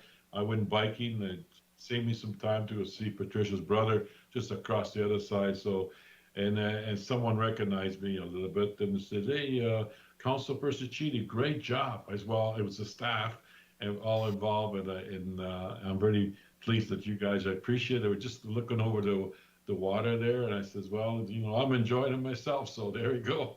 Anyway, so it's nice to get some feedbacks, and to Aaron and the staff and everyone, great job. And I like the material. What did they get? He told me the other day. What was it again? That pressure treated. It really looks great. That color is amazing. You know. So anyway, congratulate to all. Great stuff. Thank you. Was there a question there for Mr. Karmazin regarding what material it was? Yes. Through you, Madam Mayor, it is pressure treated, but it's a sienna treatment, which is the newer type of treatment. It tends to look more brown or gold, more like cedar. And will darken in time? Through you, Madam Mayor, I believe it lightens over time with the sun. We'll bleach it out similar to cedar and the old pressure treated, the old pressure treated, the green pressure treated would bleach out as well. Yes. Councillor Persicini, follow up? Yeah, well, see, you got me going there with this. Does it get dark? I think we should talk to the developers, whoever built these new homes everywhere, to use a special kind of like this, because as I drive or ride a bike along East Gwillimbury, you see some of those fences are so bad, so dark, and even if they stated, they just look deteriorating everywhere. It's too bad that you know all the new subdivisions. Maybe we should talk to the developers, say, hey, use the stuff that we use there, and it probably lost maybe 30, 40 years instead of getting all dark. That was a good point you brought up, and I reminded myself every time I go around driving around or using the bike, I see a lot of the fences looks like it's deteriorating like crazy everywhere, and especially in some of the area along the landing. But anyway, just a point of view. We should advise let them know that these fences don't last forever. And if you use a good material, people appreciate it more, and it makes us look good too. Thank you. Just a recommendation. Councillor Foster, go ahead, please. Thank you, Madam Mayor. And again, I've received nothing but good feedback on the bridge so far. I've been across it a couple of times myself. It is nice for sure. Although I do still have a concern, and I've brought this up before, and I'm not going to let this one die, so somebody better work with me. And I believe that Mayor Haxon will be on my side and understand where I'm talking about here. That access has provided access, or that property has provided access to the river for snowmobilers for decades. And right now, I'm not so sure that access is up to the level that I would like it to be. I live a few short 5 lots away from there, and I plan on using that to gain access to the river again myself. And we're looking at something that you know, I looked at it and it occurred to me that we've just provided a bridge for pedestrian recreation, but we right now have taken recreation away from people who like to use that for access to the river. So I think it still is doable. I don't think it's going to be doable the way, Aaron, that you and I had first spoke about. But I think we still need to do some minor work in there. And I would certainly, you know, like to meet with you and some staff maybe, and maybe even the mayor, and we'll take a walk across there and get an idea. I think there are some things that can be done, but again, that's been used for decades. I hate to say that I'm getting old, but I've used it for over 40 years myself to gain access to the river there. So I think we need to look at it and at least do something to make it a little bit more accessible. Thank you very much. I'm certainly prepared to sit down with yourself and Mr. Karmazin. Perhaps we can hash it out a little bit, find out exactly what it is that needs to be done. Can it be done? Work with Mr. Karmazin, come back to council and see if there's an appetite for something else, but at least do some preliminary discussions and see if there's an opportunity at least to sit down and have a discussion. Councillor Roy DeClemente. Thank you, Madam Mayor. Just further to that, and perhaps there may not be a feasible way of using that particular piece of land, but I do know that the town does have other access points along that area. And so I know there was a secondary alignment that had been considered for this particular bridge. And I'm trying to remember, I think it may have been, forgetting the name of the street, but there was another area that we were considering as another access point. So if it's not, if the snowmobile access has been taken away and isn't feasible given grades and given the municipal infrastructure that we've installed, maybe we can find an alternative location that's nearby. You know, I know Councillor Carruthers has raised in the past that we need better opportunities for people to enjoy the river and access the river. And this is just an example of that. You know, this is a seasonal one, but it certainly is something that that should be on our mind as far as recreation and the river is concerned. Thanks. Thank you. All encompassing, perhaps a discussion to start with and see where we can go with it. Thank you very much. Mr.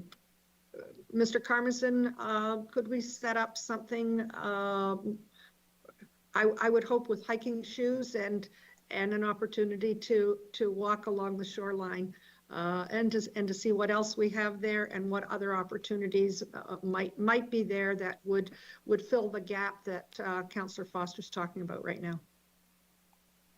Through you, Madam Mayor, absolutely. Staff would be more than willing to line up a site visit and take a look at some different opportunities that we could incorporate to get the access that Councillor Foster desires. Thank you. Councillor Foster, comment? Madam Mayor, I think it is doable right there, but there needs to be some trimming and maybe a couple of stumps that might need to be removed. But I believe the issue that we need to talk about is actually going underneath the structure, not at the river level, but before you get to the river. And there's not a lot of space on the one side. So we do need to talk about it. It sounds like there's an opportunity for a site visit, and we'll get back to council with any information that comes from that meeting then. Thank you. I'm not seeing any other questions at this time. But I have a mover and a seconder, please. Councillor Persicini. Oh, Councillor Foster, you had something else? Yes, I'm sorry, Madam Mayor. One other thing I noticed, there is wooden bollards put up at each side of the bridge to prevent four-wheelers, snowmobiles, that type of thing on going across. I'm just wondering, Mr. Karmazin, is that something that is a temporary measure for now that will be updated with bollards that are removable? And the only reason I say that is my background with fire. I've had numerous opportunities where we've removed those bollards to access from one side to the other, especially the bridge over the Holland River at the bottom of Holland River Boulevard. I'm not sure if that's anything that Chief McKenzie has thought about or might need to speak about. It's a, relatively short bridge, but it might be advantageous to be able to remove those bollards. Thank you. I can see Mr. Carmazin making notes, so I suspect that that will be part and parcel of the discussion as well. Okay. All those in favor? That's carried. Thank you very much. Thank you, Mr. Carmazin.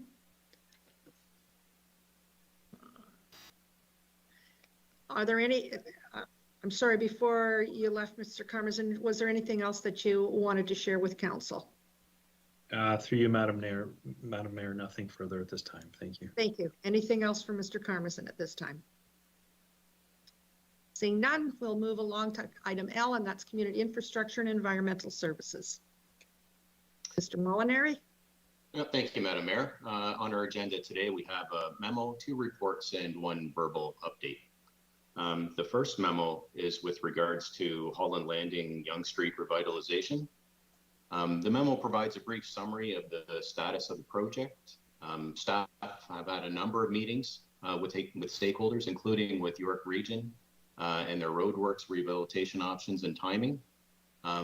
We've also looked at funding opportunities through the region's streetscape program, and also met with the folks who are looking after the Lake to Lake Trail. So there's lots of moving pieces on this one, and we've engaged all the stakeholders that we know of, and there are many. We've also engaged a consultant to complete some preliminary concepts that we'll be looking to share with the public and solicit some feedback. So, and with regards to that, we have an in-person PIC being scheduled on October 5th, and that's obviously pandemic permitting, and that will be at the Holland Landing Community Center. And running concurrently with that will be a virtual PIC as well to obtain feedback. So the plan is to share some of the concepts with the public, get some feedback, and then we'll collate all the comments and information, and we'll come back to council probably in the November timeframe with a further update and develop next steps. And that's kind of in a nutshell where we are with that significant project, and happy to answer any questions. Questions? Councillor Roy DeClemente, and then Councillor Crone. Thank you, Madam Mayor. Through you to Mr. Molinari. I believe I read it in your report, but I just wanted confirmation that you're also looking at sort of active transportation connectivity along Yonge Street. Right now, in particular, the hill between Mount Albert Road and School Street. I believe the region is looking to have that as part of the Lake to Lake Trail rather than using Olive Street.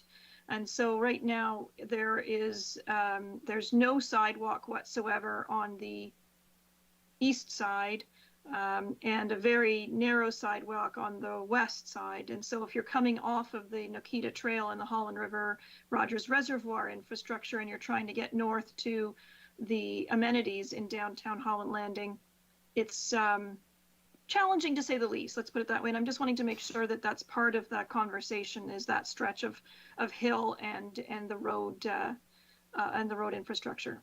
Thank you. Yeah, through you, Madam Mayor. I believe, yes, it is, Councillor. And really, you know, the study area is not just Yonge Street. It extends a little bit beyond in a number of locations. So, you know, all those items, we're looking to gather all that input, and likely as a result of this, there will be a number of spin-off projects that will form part of this, and it will be a fairly detailed implementation plan.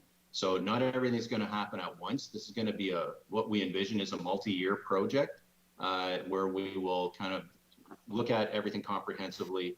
There will be some different projects that happen depending on the alignment with the roadworks, et cetera. And it will be something that will take likely a couple of years in order to fully implement. Thank you. I'm glad to hear that. I sort of think of it as a bit of like our civic precinct project. We've got a long-term plan, and we just eventually we work away at it piece by piece until we end up with the eventual end result. But happy to start to see more about this project as it unfolds. Thank you. Thank you, Councillor Crone. Thank you, Madam Mayor, and through you to Mr. Molinari. Great work on this. I think any sort of revitalization that we can do to all of our communities within East Gwillimbury is a very good thing, and it helps the overall economic activity of the town, and that's good too. I was just curious, a couple of things. If there's more funding to be sought from the province, as we got for our revitalization in Alberta, if there's any money left there that could be accessed through the infrastructure funds that the province was handing out earlier. And secondly, I noticed that you're planning for public information meetings, which is good, October 5th. I'm just wondering if we can get some, selfishly for Mount Albert, if we can get some public information centers, information sessions and consultations for Mount Albert this fall before, or at least before the end of the year. Thank you, Madam Mayor. That's all. Thank you. Through you, Madam Mayor, with regards to the Mount Albert project, we actually had an RFP out in order to secure a consultant. Unfortunately, we had a number of takers, but no one actually submitted. So we've been in touch with those consultants to find out what the issue was, and all of the information so far is just that they're so busy right now. So we're going to put it back out on the street and give a longer time period, and do a little more upfront to prod some of them to make sure that we get some good feedback. So that one, we were hoping to come to council with a bit of an update on that shortly, but there's still potential to have those PICs by the end of the year, but we hit a little bit of a snag on our procurement for the consultant to help us oversee it. Thank you. Councillor Foster, go ahead, please. Thank you, Madam Mayor. And I just wanted to say thanks to Mr. Molinari and the staff, Kevin Brake, for sure. This project seems to be moving forward, which is good. And with all the different stakeholders and especially with the possible work being done to the street by the region, this one has really turned into a bit of a puzzle. And Mike, you and your staff are diligently putting that puzzle together. So let's stay with that one and let's get this one done. Thanks. Thank you very much. Councillor Roy de Clemente. Thank you, Madam Mayor. Councillor Crone reminded me that we had, I think at the height of the pandemic, had been trying to do a PIC for the Emily Park Revitalization Project. And I know this is not Mr. Molinari's area, but perhaps we could have a bit of an update on where that stands. I know the staff had hoped to have a public meeting about a year ago, if not a little bit longer, and it didn't happen. I'm just wondering where that is. If we're in a position to be holding PICs in person, then we probably have a couple of them that we'd like to make arrangements for. So I'm just wondering if we can get an update on that too, please. Thank you. We'll make a note of that and get back to council. Councillor Crothers, you had a question? Yes, thank you. I want to echo Councillor Foster's comments that it's been wonderful working with staff. As I've said in the past, this was the #1 issue when I was knocking doors 3 years ago, and it's something that we continue to hear from residents. Getting that Holland Landing downtown core into someplace that we can all be proud of is a high priority for residents in Ward 1 for sure. And it's wonderful seeing staff take this on in such a serious way and in such a big picture way. We're and the area keeps getting bigger and bigger as we start talking about up to Doan Road to get access to Anchor Park and down south of the Nikita Trail, looking at the whole piece. And I think to Councillor Roy de Clemente's point about the civic precinct, it's that big picture plan that we need so that we can continue to chip away at it over the years and look for grants. And you're not eligible for grants if you don't have a plan. So the plan is the first piece, and I just want to thank staff for taking that big picture approach to this, to look at everything that could possibly be done to make that that area, something that we're all very proud of. And so far it's wonderful that we got the baskets and we're getting a crosswalk. So it's starting, and I think residents will be happy to see it evolve over the years. So thank you to staff for everything they're doing on this. It is a very exciting area for sure. I know, Councillor Crothers and Councillor Foster and myself met with an individual organization, a contractor who has purchased the gas station, and you hear from time to time about what's happening with the gas station. Well, we had that meeting. We haven't heard back from them since, but I think this will also push them a little bit to have some vision for that community. And anybody who travels along Yonge Street at Bradford / Thompson has noticed that there are 5 homes now that have been assembled to see where they're going to go as well. So I think the timing's perfect for that. I'm not sure what the assembly is all about, but it has been complete at this point. So people are looking to make a difference in that area. And I think it's exciting that we have not just our own organization, but we have individuals who have invested in that area to make it look much nicer. So I think we're in great shape with that, and the timing's good. So look forward to the pick on October the 5th. And how are you going to be advertising that pick, Mr. Molinari? Through you, Madam Mayor, we're actually working with communications on that. It'll be on our website, and there's a number of different avenues. So Mita has a detailed plan as to how to get the message out, and we'll be working with her to do that. That's great. That's great. Thank you very much. With that, I'm not seeing any other questions or comments. Could I have a mover and a seconder, please? Councillor Crothers, Councillor Foster, all those in favor? And that's carried. Thank you very much. Item number 2 is Environmental Services, Water and Wastewater Asset Ownership Agreement with York Region. Yeah, thank you, Madam Mayor. So this report authorizes staff to enter an agreement with York Region to assist it to provide additional clarity with regards to ownership and delineation of infrastructure in the field. So essentially, it's more of a housekeeping agreement, which allows the town and the region to know who does what and at the transfer points between our infrastructure and their infrastructure. And it also allows for each of us to be able to operate each other's equipment or each other's systems in the event of an emergency. So all the municipalities within York Region are entering into this. And really, it's a housekeeping item that allows us just to be more efficient with how we manage and maintain our water system. Happy to answer any questions, Madam Mayor. Great, thank you very much. Questions, Mr. Molinari? I'm not seeing any at this time, but I have a mover and a seconder, please. Councillor Persicini, Councillor Crone. All those in favor? And that's carried.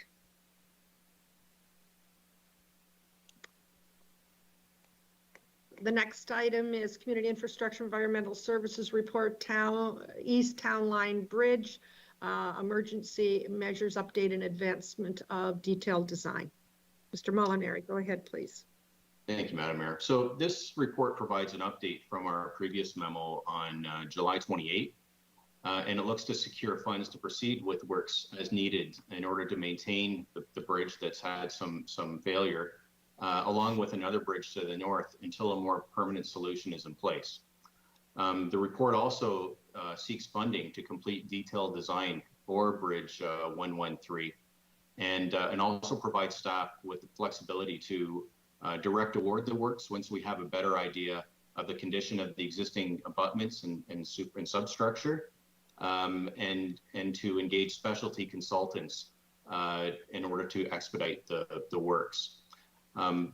This is necessary just from the standpoint of, from a timing perspective, and also from the standpoint of we're not entirely sure what we need at this point, and we need flexibility to be able to get it in the hands of the right consultant in order to expedite the works. So that's the rationale for the direct award. And also what we're asking for in the report is as a precautionary measure, in case the bridges further deteriorate, just the ability to have some funds on hand in order to expedite a quick design and holding strategy if we need to. So this bridge 113, there could have been something. There could have been a flaw in in the bridge deck that just let go. It could have been an overloaded truck. There could have been a number of different things that caused it. But the fact is, we're trying our best to keep it open. And in order to do so, we just need some funds and some tools to be able to assist us with that. And obviously, we'll be returning to council with an update as this begins to unfold. So from a dollars and cents perspective, it's about $100,000 to secure the existing bridge and keep an eye on it with lots of inspections, bi-weekly inspections. It's about $400,000 to do the detailed design, and we're looking for another $400,000 just to have money in hand in case we have to do additional works out there. So that is the breakdown for the $900,000, Madam Mayor, and happy to answer any questions. Thank you. Councillor Persicini seems to have a question. Go ahead. Question I have is, isn't that part of the region in Durham as well, that area? Yeah, through you, Madam Mayor, it's actually a shared, they're shared jurisdictions. So the town of Uxbridge shares in those costs. So all the costs that I've just mentioned would be split 50-50. So, but under the agreement, we for this portion, the town would do the work, and we would recover from Uxbridge their 50% share. That's what I was hoping. Okay, great. That answers my question. Thank you. Councillor Foster, go ahead, please. Thank you, Madam Mayor. Just as a little bit of general information, how old is this bridge? I know nothing's been changed over there for a long, long time that I can remember. So I guess how old is that bridge and 114? And when was the last time, there was a large expenditure to kind of get it up to snuff, if lack of a better term? Yeah, so through Madam Mayor, both the bridges are 50 years plus. We don't have an exact date on them. We do as a requirement from the province, we have to do biennial bridge inspections on all of our structures. So these bridges, we've been keeping an eye on them for some time, and we actually had a project in 2021 as a bit of a holding strategy for Bridge 113, which is the one that we're having issues with now, and the next bridge to the north. We were going to do some work in order to put some steel plates down on one and secure the deck on another, which would have bought us an extra 5 to 10 years. Obviously, we can't do that with 113 anymore, but we're still going to proceed with that same strategy for 114, and that will buy us a few more years. And extend the service life and really, these bridges, you hope to get 50 to 75, 100 years out of them, and through those inspections, we're able to identify what works are needed and do some of those interim works before, hopefully before you end up with some sort of failure. In this case, I think we were probably about a year. If we would have done this a year in advance, we might have been okay. But hindsight is 2020. Councillor Roy DeClemente. Thank you, Madam Mayor. Through you to Mr. Molinari. Do you have an idea of what the traffic count is like on these bridges? What's the volume that takes? What sort of vehicular volume do these bridges accommodate on a daily basis? I don't have the exact AADT in front of me, but I know it's not significant. But it's the issue with these bridges. It could be closed, but you have issues with regards to connectivity on your road network. So from an emergency management perspective, If that bridge is closed, it could significantly increase time in order to arrive at a destination that you need to get to. So it's more from that perspective, but it's you know, as things progress, we'll see how this bridge responds, and if we're able to hold the strategy, then you know, I think we'll be in good shape. But if there's something that catastrophically goes on it, there may be a need to discuss the closure component, but we're hoping we don't have to go there. Thank you. It would be helpful to have the statistics for that, if you have them. If you could forward them to us after the fact, that would be appreciated. Thank you. Certainly. Mr. Molinari, I'm wondering if, I know we have a pretty skilled staff in taking a look at grants and money that comes available for a variety of projects. Has there been any thought to apply for any type of a grant for at least 113? Yeah, through you, Madam Mayor, we've had this on our radar for grants for a few years, and you know, I think for the bridge that's failed now, that one is on its own fast track in order to get that back up to snuff. The other bridge, 114, if we've got a 10-year holding strategy, that gives us lots of opportunity to look for a grant opportunity for that bridge. And who knows, if a couple stars align, we may actually be able to find something for 113. But there's a short window for us to be able to take advantage of that. I wonder if it's an opportunity for both us and Uxbridge to speak to our individual MPPs. There seems to be grants that are available. I think we get all the information that everyone else gets, but I'm just wondering if they're well aware of the bridge aspect, both in a different riding, in a different region, in a different town, and we're sharing it 50-50. Perhaps there may be something come up or an opportunity even to lessen it by 50%, 25 would certainly make a difference for East Gwillimbury and for Uxbridge as well. Absolutely, Madam Mayor. There is a bit of a window. We have the design period that we have to go through, which is going to take 6 months or so at least, and then there's the construction that would follow. So, you know, there is some time opportunity to explore some opportunities along those lines. I'll certainly reach out to the mayor as well and see if he may be able to work with his MPP.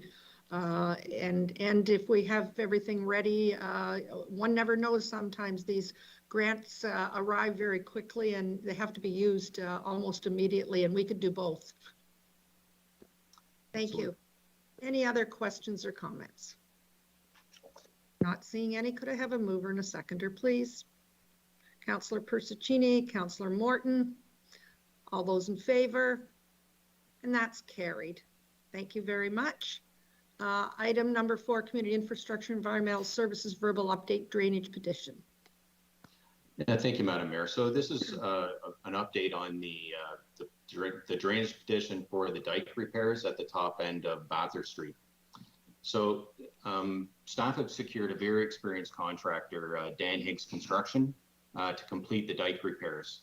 A significant amount of soil is required to complete the repairs. So it'd be 150 trucks of material roughly that are going to be arriving on site, and the soil has to meet certain specifications. So at the end of last week, we had confirmation from the soils consultant that the soil that they were planning on using was in fact suitable for the works.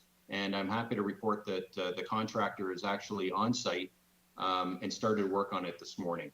So we anticipate that we're hoping that, within the next 2 weeks, those works will be completed, and the imminent threat of flooding in that area will also be behind us.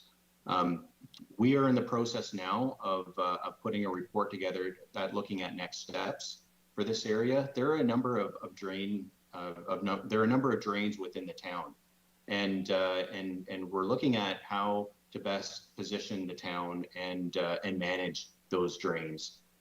through the use of a consultant, a drainage superintendent, and what we're looking at doing is coming back to council with some options and a detailed report so that we can go through those and comprehensively deal with these drains on a go-forward basis. We may actually even be able to coordinate with some of our adjacent municipalities for some of the drain systems, which would allow for some of these areas to be a little more coordinated in dealing with them. And that's kind of where we're at in a nutshell at this time, Madam Mayor. Happy to answer any questions. Thank you very much. Questions of Mr. Molinari? I'm not seeing any at this time. So with that, could I have a mover and a seconder, please? Councillor Crothers, Councillor Crone, all those in favor, and that's carried. We are at item M, and I'm conscious of the clock. We're just after 12 o'clock. I'm going to suggest that we take a 40-minute break and come back with development services at quarter to 1. If that's everybody's good with that, then we'll leave at this time and come back at 12:45. Thank you very much. We'll see you then.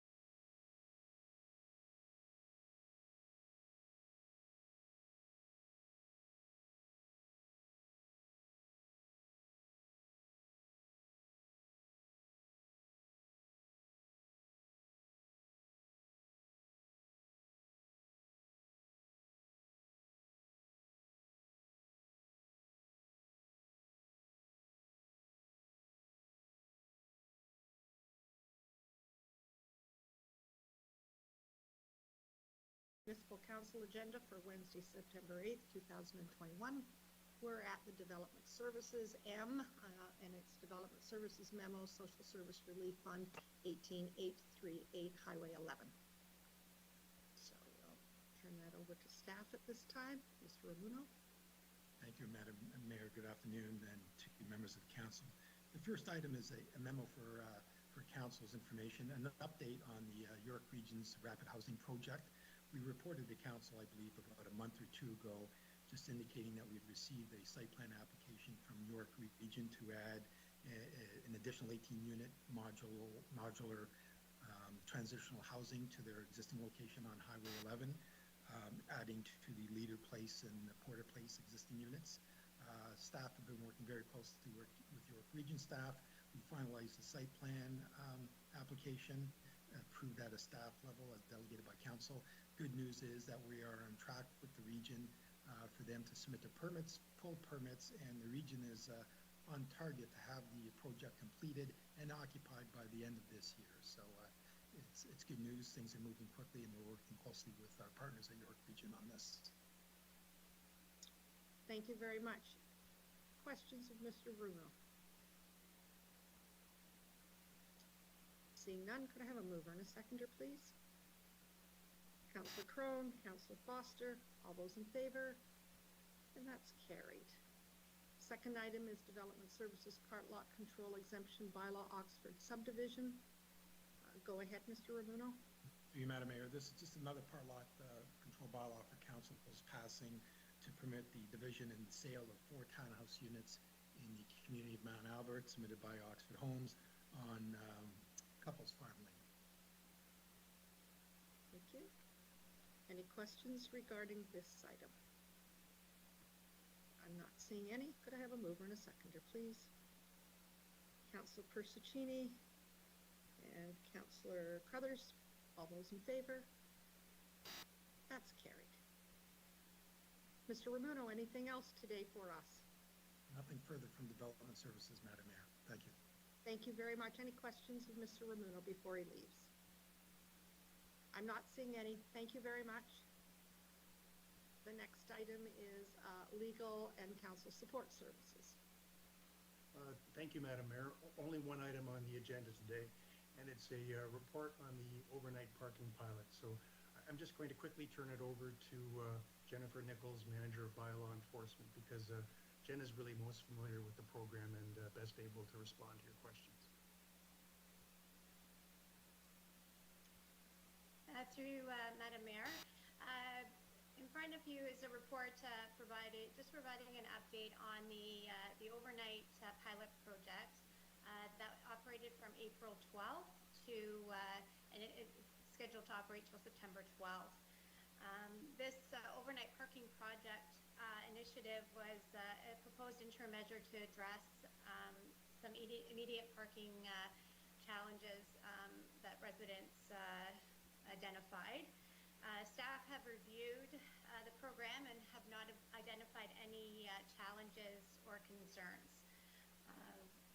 During the 6-month pilot project, 5 residents took advantage of the program. This program provides an option for residents with parking challenges, and it's recommended that the parking permit program continue to be made available monthly. So just happy to answer any questions specifically to the program if council has any. Questions from members of council? I'm not, just financing some. Councillor Crone, go ahead, and then Councillor Roy DeClemente. Thank you, Madam Mayor, and through you to Ms. Nichols. You said we have five folks that are taking advantage of this program. Which community is that in? Through you, Madam Mayor, we had 2 that were located in Sharon using our Civic Center, and 3 in Mount Albert at the community center there. Okay, thank you very much. Councillor Roy DeClemente, go ahead, please. That was my question. Thanks. Thank you very much, Jennifer. I guess there's been a lot of work put into it by you and other members as well, and I wonder why there's only 5 people that have picked up on this, and I'm wondering if it's maybe spring, summertime, where we're not plowing the roads and the concern about having tickets, or is there another thought that you might have? I would have thought, with the number of people that had contacted us, that they were not happy about being unable to park in front of their house on the road. I would have thought that there would be many more than 5 total out of the 3 communities. We only had the 5. However, we're speaking with communications. We plan on doing a little bit more outreach and communication of the program, if of course council approves it going forward, to kind of solicit a little bit more interest in it.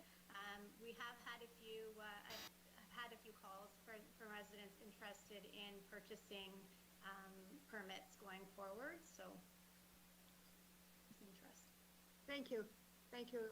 As I said, I would have thought that there would have been a lot more people having interest in it, but if there isn't, or perhaps when we start to see the snow fly, then we may at that point have an interest in it as well. So we'll wait and see. Sounds good. I'm not seeing any other questions. Could I have a mover and a seconder, please? Councillor Morton, Councillor Persicini, all those in favor, and that's carried. Mr. Horner, is there anything else under legal and council support services at this time? Nothing else to report, Madam Mayor, but very happy to take any questions. Thank you. Any questions from members of council for Mr. Horner? Councillor Crone, go ahead, please. Thank you, Madam Mayor. Through you to Mr. Horner. I know we've spoke a little bit offline about this, Mr. Horner, but I understand we're making some decent progress on the cannabis file, and I just want to know if you want to share anything. I don't want to steal any future thunder, but if you could share some stuff with us today, I think the public always likes to hear that. Very happy to report in a preliminary way that we have 2 settlements in principle of the 3 applications for restraining orders that we brought. The only thing I need to confirm is court validation on those. But in terms of the result that we're getting, we're seeing contribution towards costs. So I'm very pleased to be able to report that. And certainly for the next formal meeting of council, as opposed to the workshop, I'll bring a report forward for your consideration. Thank you, Madam Mayor, through you to Mr. Horner. That's excellent news, and I think our residents will be glad to hear that not only are we making headway with clamping down on these illegal activities, but we're also getting our costs back, which I think some we're justifiably concerned about. And this is, it shows that the strategy works. So and is working. So well done to you and your team, Mr. Horner. Thank you, Madam Mayor. That's it for me. Thank you. Any other questions of Mr. Horner? Thank you very much for your efforts in this. I know that it sometimes feels like you're pushing a rope up a hill, but when we have a day like today, then it's all worthwhile. And absolutely, Councillor Crone, residents have been concerned about the amount of money that's been spent to have the cease and desist, and it's good. It's a good news story. Looking forward to something a little later on as well. Thank you very much. Thank you, Madam Mayor. Thank you. Item O I have in front of me is finance, and we have one item on the finance regarding our 2022 business plan and budget schedule, one of our very favorite activities that we have. Yes, Madam Mayor, one of my favorites too. Through you, Madam Mayor.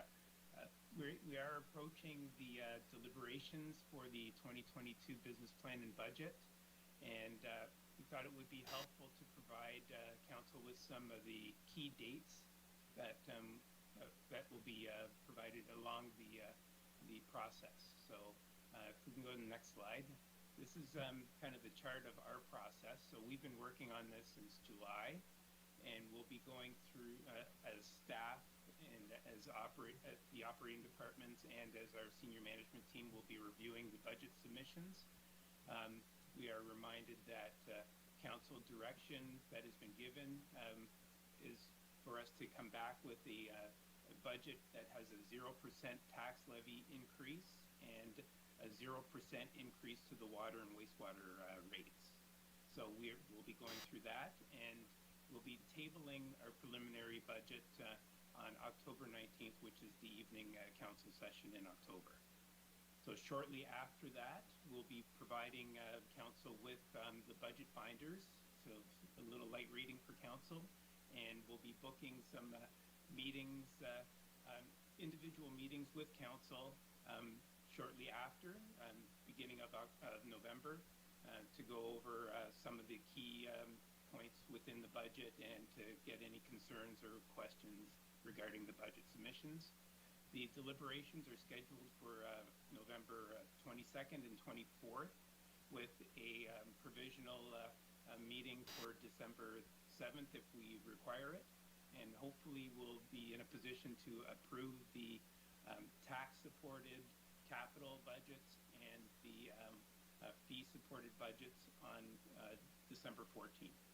The water and wastewater budgets will happen in the new year, so once we have a schedule for our council meetings, we'll be able to fill in those TBDs, but that's our proposed schedule for the budget submission, and I'm happy to answer any questions regarding this. Thank you very much, Mr. Marshall. Questions? I think everyone's busy putting it in their calendars right now. I'm not seeing any questions at this time. Thank you very much. It's always good to have several months in advance for important dates like this, so I appreciate that very much. I'm not seeing any other questions. Could I have a mover and a seconder, please? Councillor Persicini, Councillor Crone. All those in favor? And that's carried. Is there anything else under finance at this time? Madam Mayor, nothing at this time. Thank you. Members of council, anything for finance at this time? I'm not seeing any. Thank you very much. We'll move along to item P, and that is correspondence for consideration. And this is a letter from the Mount Albert and District Lions Club. They're always very active, and they're wanting to have the Santa Claus parade this year on December the 4th, 2021, with details of streets, etc. And I'm wondering if staff has had time to have a look at that as well. That perhaps we should go back and see if we can move this to our staff. I guess my concern is that it's pretty difficult in a municipality like East Gwillimbury that that Mount Albert would have a Santa Claus parade and the remainder of East Gwillimbury would not. And so I'm not sure whether there's been discussions yet regarding what we should or could do for the two parades. I don't know if there's any comments from members of council, whether we want to ask that it's held until we can speak with staff regarding what may happen in the remainder of East Gwillimbury. Madam Mayor? Yes, go ahead, Councillor Martin. I mean, I probably appreciate the Santa Claus parades more than anybody does, but you know as well as I do, and Scott does as well, the number of people that would be on the street and very close together, and we don't know where we're going to be. You know, back 1st of December, the 4th of December, whenever the thing is, and it's not that I don't want it, it's just that I'm a little concerned about having it. Thank you. Well, we our crystal ball's not very clear for the fall. That's the dilemma. Councillor Roy DiClemente, go ahead, please. Thank you, Madam Mayor. I think given the uncertainty as far as what's happening with our own parade, I think it may be prudent for us to refer this to staff. I don't think it's in our, we're not experts, it's not our position to make a decision about whether or not an event can go forward. I feel if I give it some thought, I feel like it's possible to run a parade safely. It's an outdoor event, and if there are little restrictions on outdoor gatherings as far as numbers are concerned, then your marshalling area is just larger. You ensure that the people who are participating are all physically distanced, that your floats are distanced. I think there may be a way of doing it and doing it safely, but it's not for us to decide whether that's possible or not. I think spectator-wise, at least the EG parade, it is the route is long enough that people can be spaced. And it's really just a question of, where there's a collection of people. So, for example, with the Mount Albert one, the main drag on Center Street gets really busy and really crowded. So, if there's a way to ensure that people are distancing and not clustering, then I think that it might be possible. But again, it's not our position to do that. I prefer to refer this to staff and ask for a report on whether our own parade will run, and if so, can it run safely and under what criteria, and then we could share those criteria with the Lions if it is indeed possible. Thank you. Thank you. Councillor Crone, go ahead, please. Thank you, Madam Mayor, and I think this is something that having a second set of eyes on, sort of having staff look at it, is a good thing. I agree with what Councillor Roy DiClemente and Councillor Morton have said. But I also agree that I think we can do this safely, and I would encourage staff to look at what is the best possible way that we could do this. I know we did a very scaled down version of it last year, and that was some creative thinking, and I would just challenge staff to let's be creative again and see how we can do this. And as far as the Lions Club doing one in Mount Albert and the town not doing it, that's fine too, because the entire town of East Gwillimbury can come to Mount Albert. We welcome everyone in Mount Albert. Come and stay and spend your money in Mount Albert. Thank you. That's it for me. The distancing could be a bit of a problem. Councillor Crothers, please. I'm of two minds on this, so I agree that we should leave it to staff, and we need to look at how things start to unfold once we're 2 weeks into the school year. It's great to think that it's an outdoor event. That's a tick in the right box. Keeping the floats far apart, that sort of thing, is all great. But you're still going to have people on the floats mixing with each other. And what do you do when someone isn't wearing their mask? Their mask is under their chin. How do you get compliance? I think it's a huge risk when we don't really know. I'd love to see East Gwillimbury get to that 80 or 90% vaccination rate, and we can do these kind of things. But I don't think it's safe with what we know right now. There's a great tool online. I'll see if I can put it in the box that talks about risk of gatherings, and it asks a number of questions about how many people are going to be apart are you. Some of the questions are around, have these people been wearing their masks? Have they been social distancing? So when you look at those types of questions, we have no idea of the people on the floats that are mixing together, if all of them have been doing all the safety protocols, if they are vaccinated. And mixing people on floats, I think, is it's concerning. So I would like more information from staff before saying yes or no to this. Thanks. Thank you. I think everyone is in agreement to send it to staff.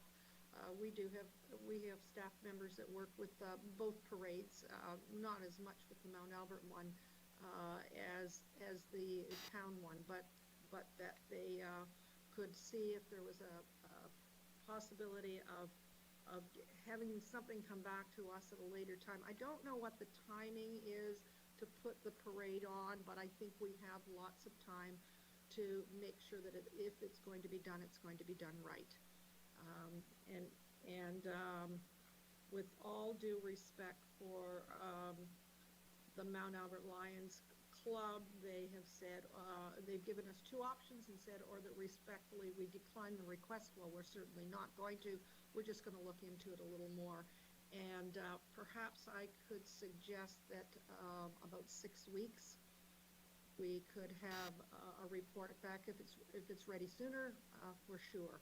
But in the meantime, I think we'll have a much better handle on what the health of our communities, all of our communities are in the next 6 weeks. Kids back at school, activities taking place, I think we'll have a better understanding. So if with your agreement, I will remove the council respectfully decline, and that we in fact send it off to staff and have it back to us in about a month, 4 weeks time.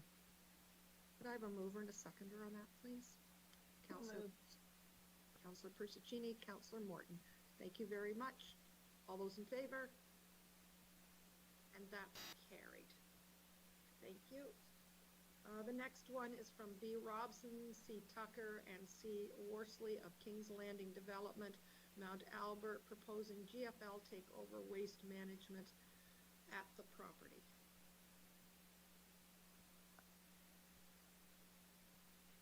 I'm wondering if we can have a little bit of background on this one. Madam Mayor, if you're looking for a little bit of background, we have 2 condominium developments in our community that have been recently built, on Landing, and one in Mount Albert. The standards for roads and other elements are different than typical freehold developments. We have a workshop that council's requested planned for next week, and I've had a fulsome presentation talking about what the different type of condominiums are, and we were planning on addressing municipal servicing from both the water, wastewater, snow clearing, and garbage collection purview for these various developments, and trying the best we can to coordinate and be fair to folks that are also paying property taxes. So that's our first item. I believe the agenda will be sent out later today, and you'll see a staff presentation and accompanying report on this matter. Thank you. Thank you very much. And they both are very similar, with the exception that Peter Street has probably been operating the better part of 5 years, and the one in Mount Albert, I think occupancy probably has taken place within the last year, so a little bit different, but the same developer with issues that we need to resolve for them. So, okay, thank you. That's great. Could I have a mover and a seconder to receive the correspondence, please? Councillor Crone, Councillor Crothers, all those in favor? And that's carried. Item number 3 is correspondence from M. McConville of Humphries Planning Group on behalf of the owners of 641 Queensville Sideroad.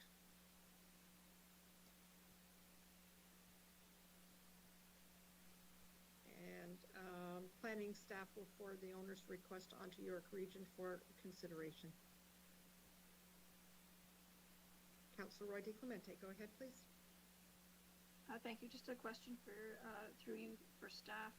I believe the content of the request is that the owners of this property would like to see their property integrated into the urban boundary of East Gwillimbury, and I believe it's our council's position that we wanted all white belt lands included into the urban boundary. So through you, does this letter not also support our own position, and should we not, when we send it along to the region, should we not highlight that fact if in fact I understand what's being requested?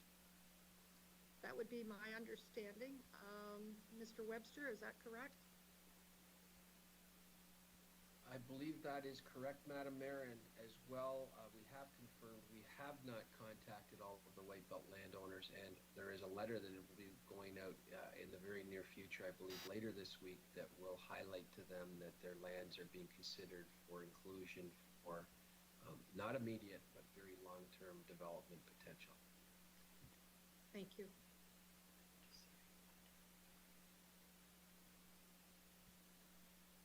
So, Madam Mayor, I'm just wondering if it might be appropriate for us to add comment to this letter when we send it. I'm not sure what the tenor of that resolution might be, and so I might be requested. I'm thinking that we may just ask staff to tell us what we should add to that. That we're receiving it, obviously, and we're going to send it to the region along with a letter in support of the position. Perhaps that might be the best approach. I'm looking for some guidance from staff and other members of council. Staff member first, and then we'll take council. I think General Manager Ramuno can highlight so that we don't send 60-odd letters, how many property owners we have in Whitebelt lands. And Mark, I believe that you've had staff look into this matter for how many individual owners are potentially impacted. Certainly to you, Madam Mayor. So we've received a number of letters in the past. The tone of this letter is, it's really meant for the region as well, to ensure that regional staff is aware that this is a property owner who wants to be included within the next boundary expansion, urban expansion area. So we will, the region already has that letter. We will certainly forward the letter to them to ensure that they have it. The region is aware of council's position. They've received a number of reports from staff and council's resolution endorsing the balance of the White Belt. As Mr. Webster mentioned, we're working on a letter to send out to the balance of the smaller property owners within the White Belt area, just to make sure that they're aware of the current process being undertaken by the region and ourselves with respect to our OP update. And I believe we're looking at about 45 to 50 individual properties that we will be sending out individual mail-outs to them, explaining the region's OP process and our current OP process, and who to contact for additional information, etc. Thank you. Questions? I'm not seeing any. Seems like the right direction at this point. Not seeing any questions. Could I have a mover and a seconder, please? Councillor Roy DiClemente, Councillor Persicini. All those in favor? That's carried. Thank you very much. I'm just going to check and see if there's anything else for our correspondence. I have completed my list. Just make sure that there's nothing else at this time. Staff, we're good to go. With that, we will go into a closed session. And we are to proceed into a closed meeting of Municipal Council about a personal matter about an identifiable individual or individuals. Municipal Act Section 2392B, Council Appointed Committee Update. Personal matter about an identifiable or identifiable individuals. Municipal Act Section 2392B and Labor Relations or Employee Negotiations. Municipal Act Section 2392D, Personnel Matters. A trade, secret, or scientific, technical, commercial, financial, or labor relations information supplied in confidence to the municipality or local board, which if disclosed could reasonably be expected to prejudice significantly the competitive position or interfere significantly with the contractual or other negotiations of persons, group of people, or organizations. Municipal Act Section 2392I, real estate matter. Be it resolved that council proceed into a closed meeting of Municipal Council at 1:29 p.m. to deal with the following matters. A personal matter about an identifiable or identifiable individuals. Municipal Act Section 2392B, Council Appointed Committee, resignations and appointments. Personal matter about an identifiable or identifiable individuals. Municipal Act Section 2392B, Labor Relations or Employee Negotiations. Municipal Act Section 2392D, Personnel Matters. Trade, secret, or scientific, technical, commercial, financial, or labor relations information supplied in confidence to the municipality or local board, which if disclosed could reasonably be expected to prejudice significantly the competitive position of interfere significantly with the contractual or other negotiations of persons, groups, or for persons or organizations, Municipal Act, Section 23921, real estate matter. And so I need a mover and a seconder, please, to go in camera. Councillor Crone, Councillor Roy DiClemente, all those in favor? And that's carried. And just give us a moment here while we work away at this one.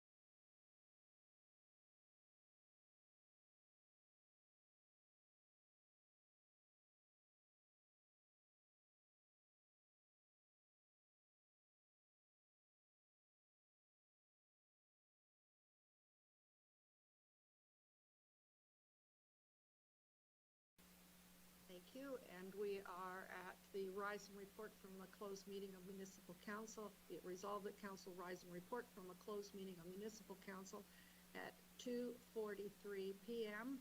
and that Council endorse all directions provided to staff at the closed meeting of Municipal Council held on September 8th, 2021. Could I have a mover and a seconder, please? Councillor Roy DeClemente, Councillor Crone, all those in favor? And that's carried. And we have no reports at this time. S is resolutions, no resolutions. We have bylaw. Go ahead. Sorry, through you, Madam Mayor. We do have 5 prepared bylaws under item T. However, bylaw number 5 has been pulled because the correspondence is now being referred back to staff. So it's requesting a road closure for the Santa Claus Parade.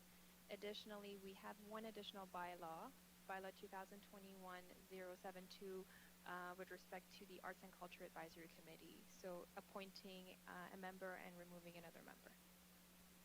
Okay. So you have to lead me through this one.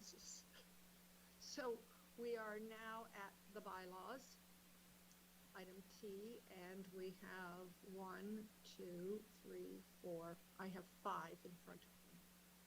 That's correct. So bylaw 2021-67, 68, 69, and 7D, along with 72 are the ones that are available for council's approval.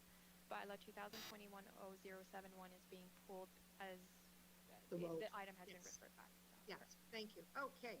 Do I have a mover and a seconder, please? Councillor Roy DeClemente, Councillor Persichini, all those in favor? And that's carried. Thank you. The next one we have is U, and that is September 14th workshop being moved to September 15th. Be it resolved that the September 14th, 2021 council workshop meeting be moved to September 15th, 2021 at 10 a.m. I have a mover and a seconder, please. Thank you, Councillor Morton and Councillor Crothers. All those in favor? And that's carried. We are now at the confirming bylaw. Be it resolved that bylaw 2020. Madam Mayor. Yes. Madam Mayor, under other business, sorry. I just had another item under other business before we do a confirming bylaw. I wanted to inquire. I didn't do it under community announcements, but I saw a post on social media, I believe it was from the mayor of Newmarket, about an acquisition of 350 acres in East Gwillimbury of greenbelt and moraine lands that were going to be set aside. I think it was for the region, because I don't think Mayor of Newmarket was going to be purchasing land in East Gwillimbury, but I think the region has purchased some land, and I was just curious to know what the background of that was, because it sounded pretty exciting and it's in our community. So, and it's a greening thing. So just wondering if you have any information you can share with us. I have no information on it. I haven't seen it. I would normally hear at this point, but the region, of course, hasn't met for a little while yet. I can certainly look it up and find out. It was an announcement of 350 acres purchased at the corner of McCowan and Queensville Sideroad. There was a map. There's all sorts of information about reforestation plans, and this was all. I'm assuming it was on behalf of the region of York, and I'm just wondering if we might get some more information, because that would be certainly something that we would want to share with our community as well. I'd like to get any information. Thank you. Thank you. That's why I bring it up under other business. Absolutely. Thank you. Okay. I'll follow up on that and find out where we're at. Okay. And where were we? The confirming bylaw. It resolved that the bylaw 2021-074, being a bylaw to confirm the proceedings of council meeting held on September 8, 2021, be taken as read and acted and signed by the mayor and municipal clerk. Mover and a seconder, please. Councillor Roy DeClemente, Councillor Persichini, all those in favor?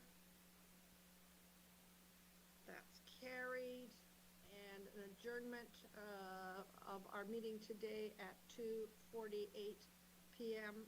Moved by Councillor Crothers, seconded by Councillor Foster. All those in favor? And that's carried.